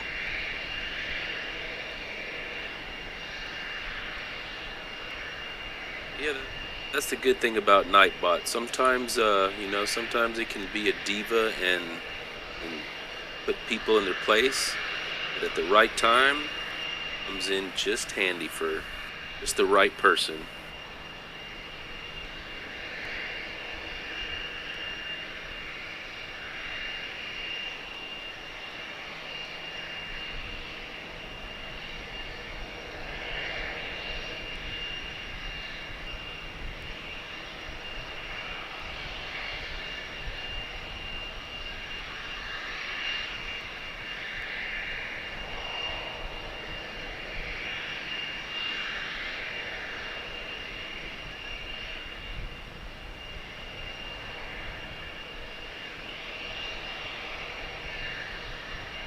Well, I did not see Gravy 2 anymore in the chat. I don't even know if I saw the name at all, but evidently Nightbot did. But if you all see Gravy Tube in any of the other streams, please let him know or him or her know that contact us in Discord and get that address to us and get that out right away.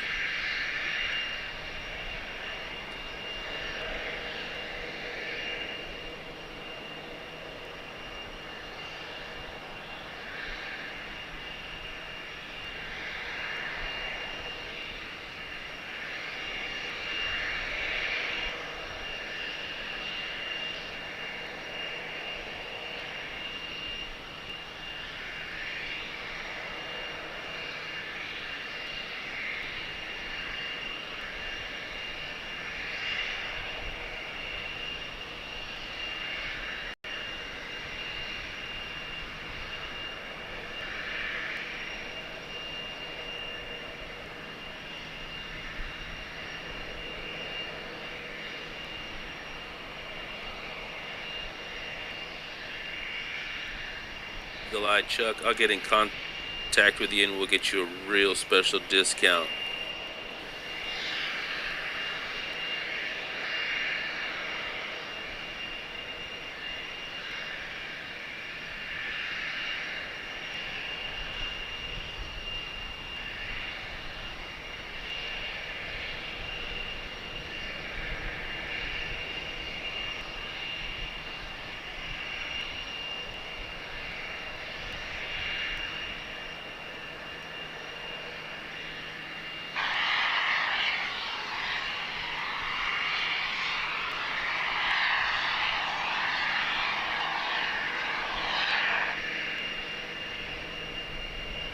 All right, Dan, with the $10 super chat. I don't know how to say the first part of your name there. Sorry, Dan.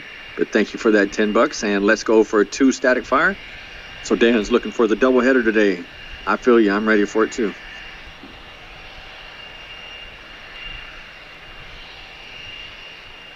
Like now during the IFT launch, that's School of Hard Knocks, Dan.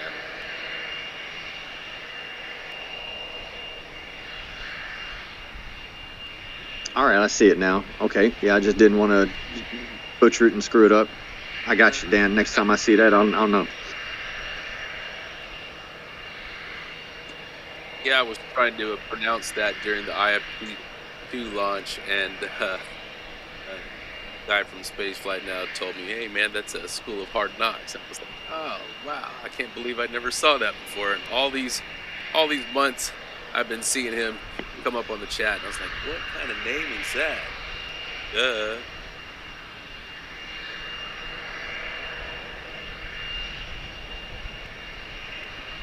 Yeah, I know. Now that you say it, it looks obvious, but I didn't want to screw it up.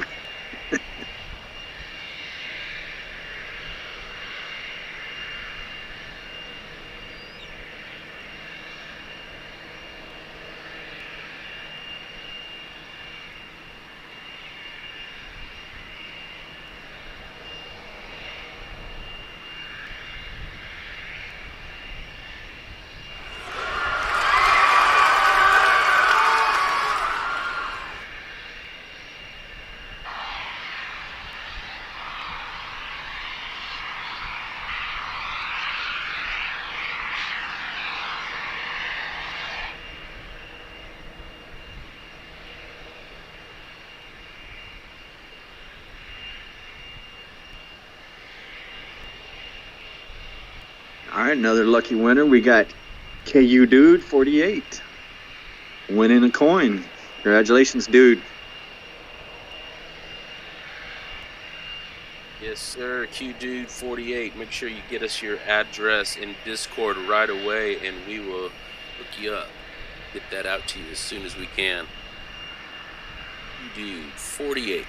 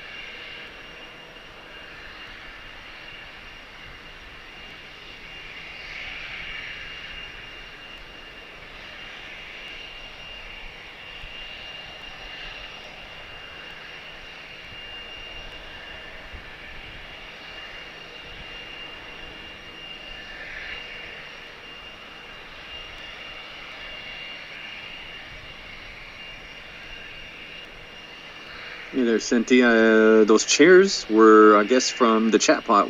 Once it chooses a random person to win that giveaway. Yeah, definitely not anyone real.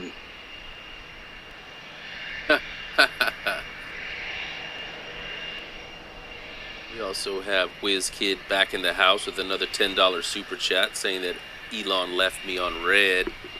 Yeah, that seems to happen from time to time. I know he's a busy guy. I don't like to bug him too much.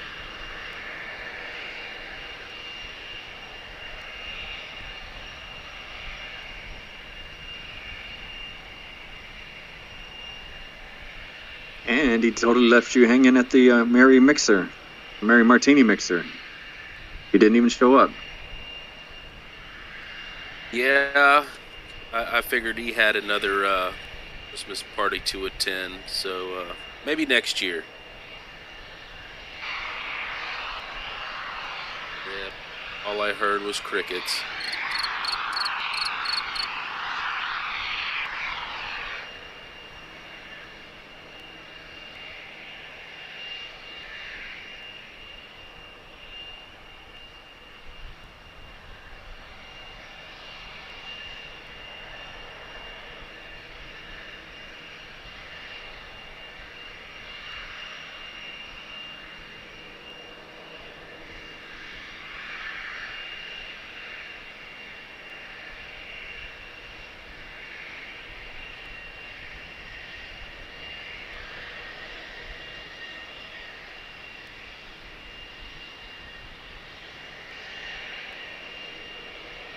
All right, just looking now, we still got 1,500 people hanging out with us still to see what else is going to happen.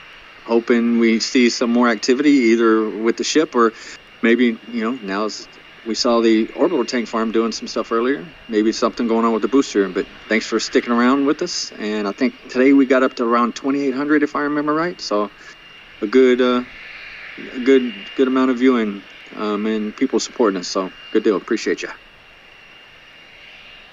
It actually bumped up to a little over 3,000 for just a brief moment right before the static fire.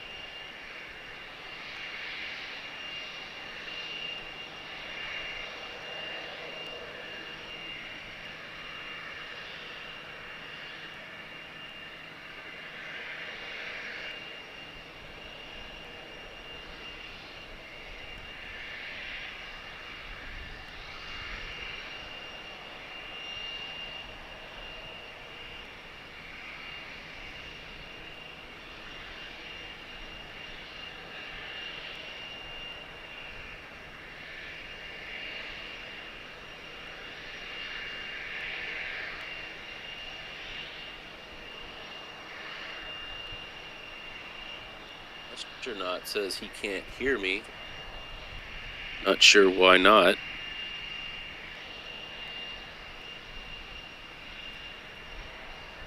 Yeah, I only mentioned you and not me, so I'm just wondering if maybe he's not realizing that I'm here, or just not sure.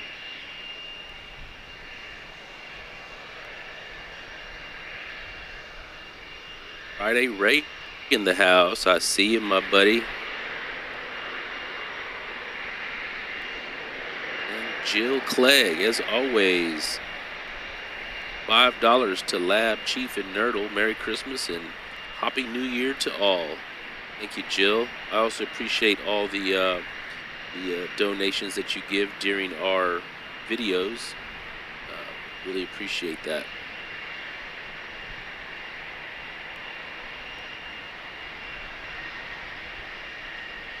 For those of you that don't know, you can actually give super chats, so to speak, some type of super chat on our videos that we post weekly.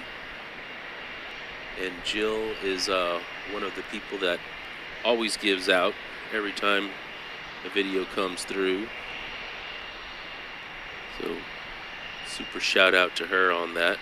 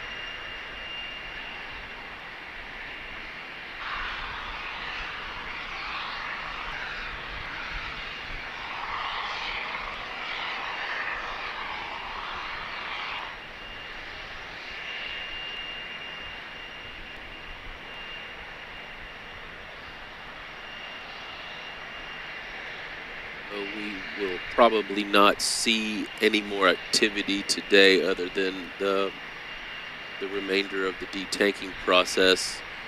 We do have a closure scheduled for tomorrow from 8 a.m. to 8 p.m. local time, as well as an alternative date for a possible closure on the 22nd from 8 to 8 local time. So we'll keep an eye out, and of course we'll be covering it as always. So stay tuned.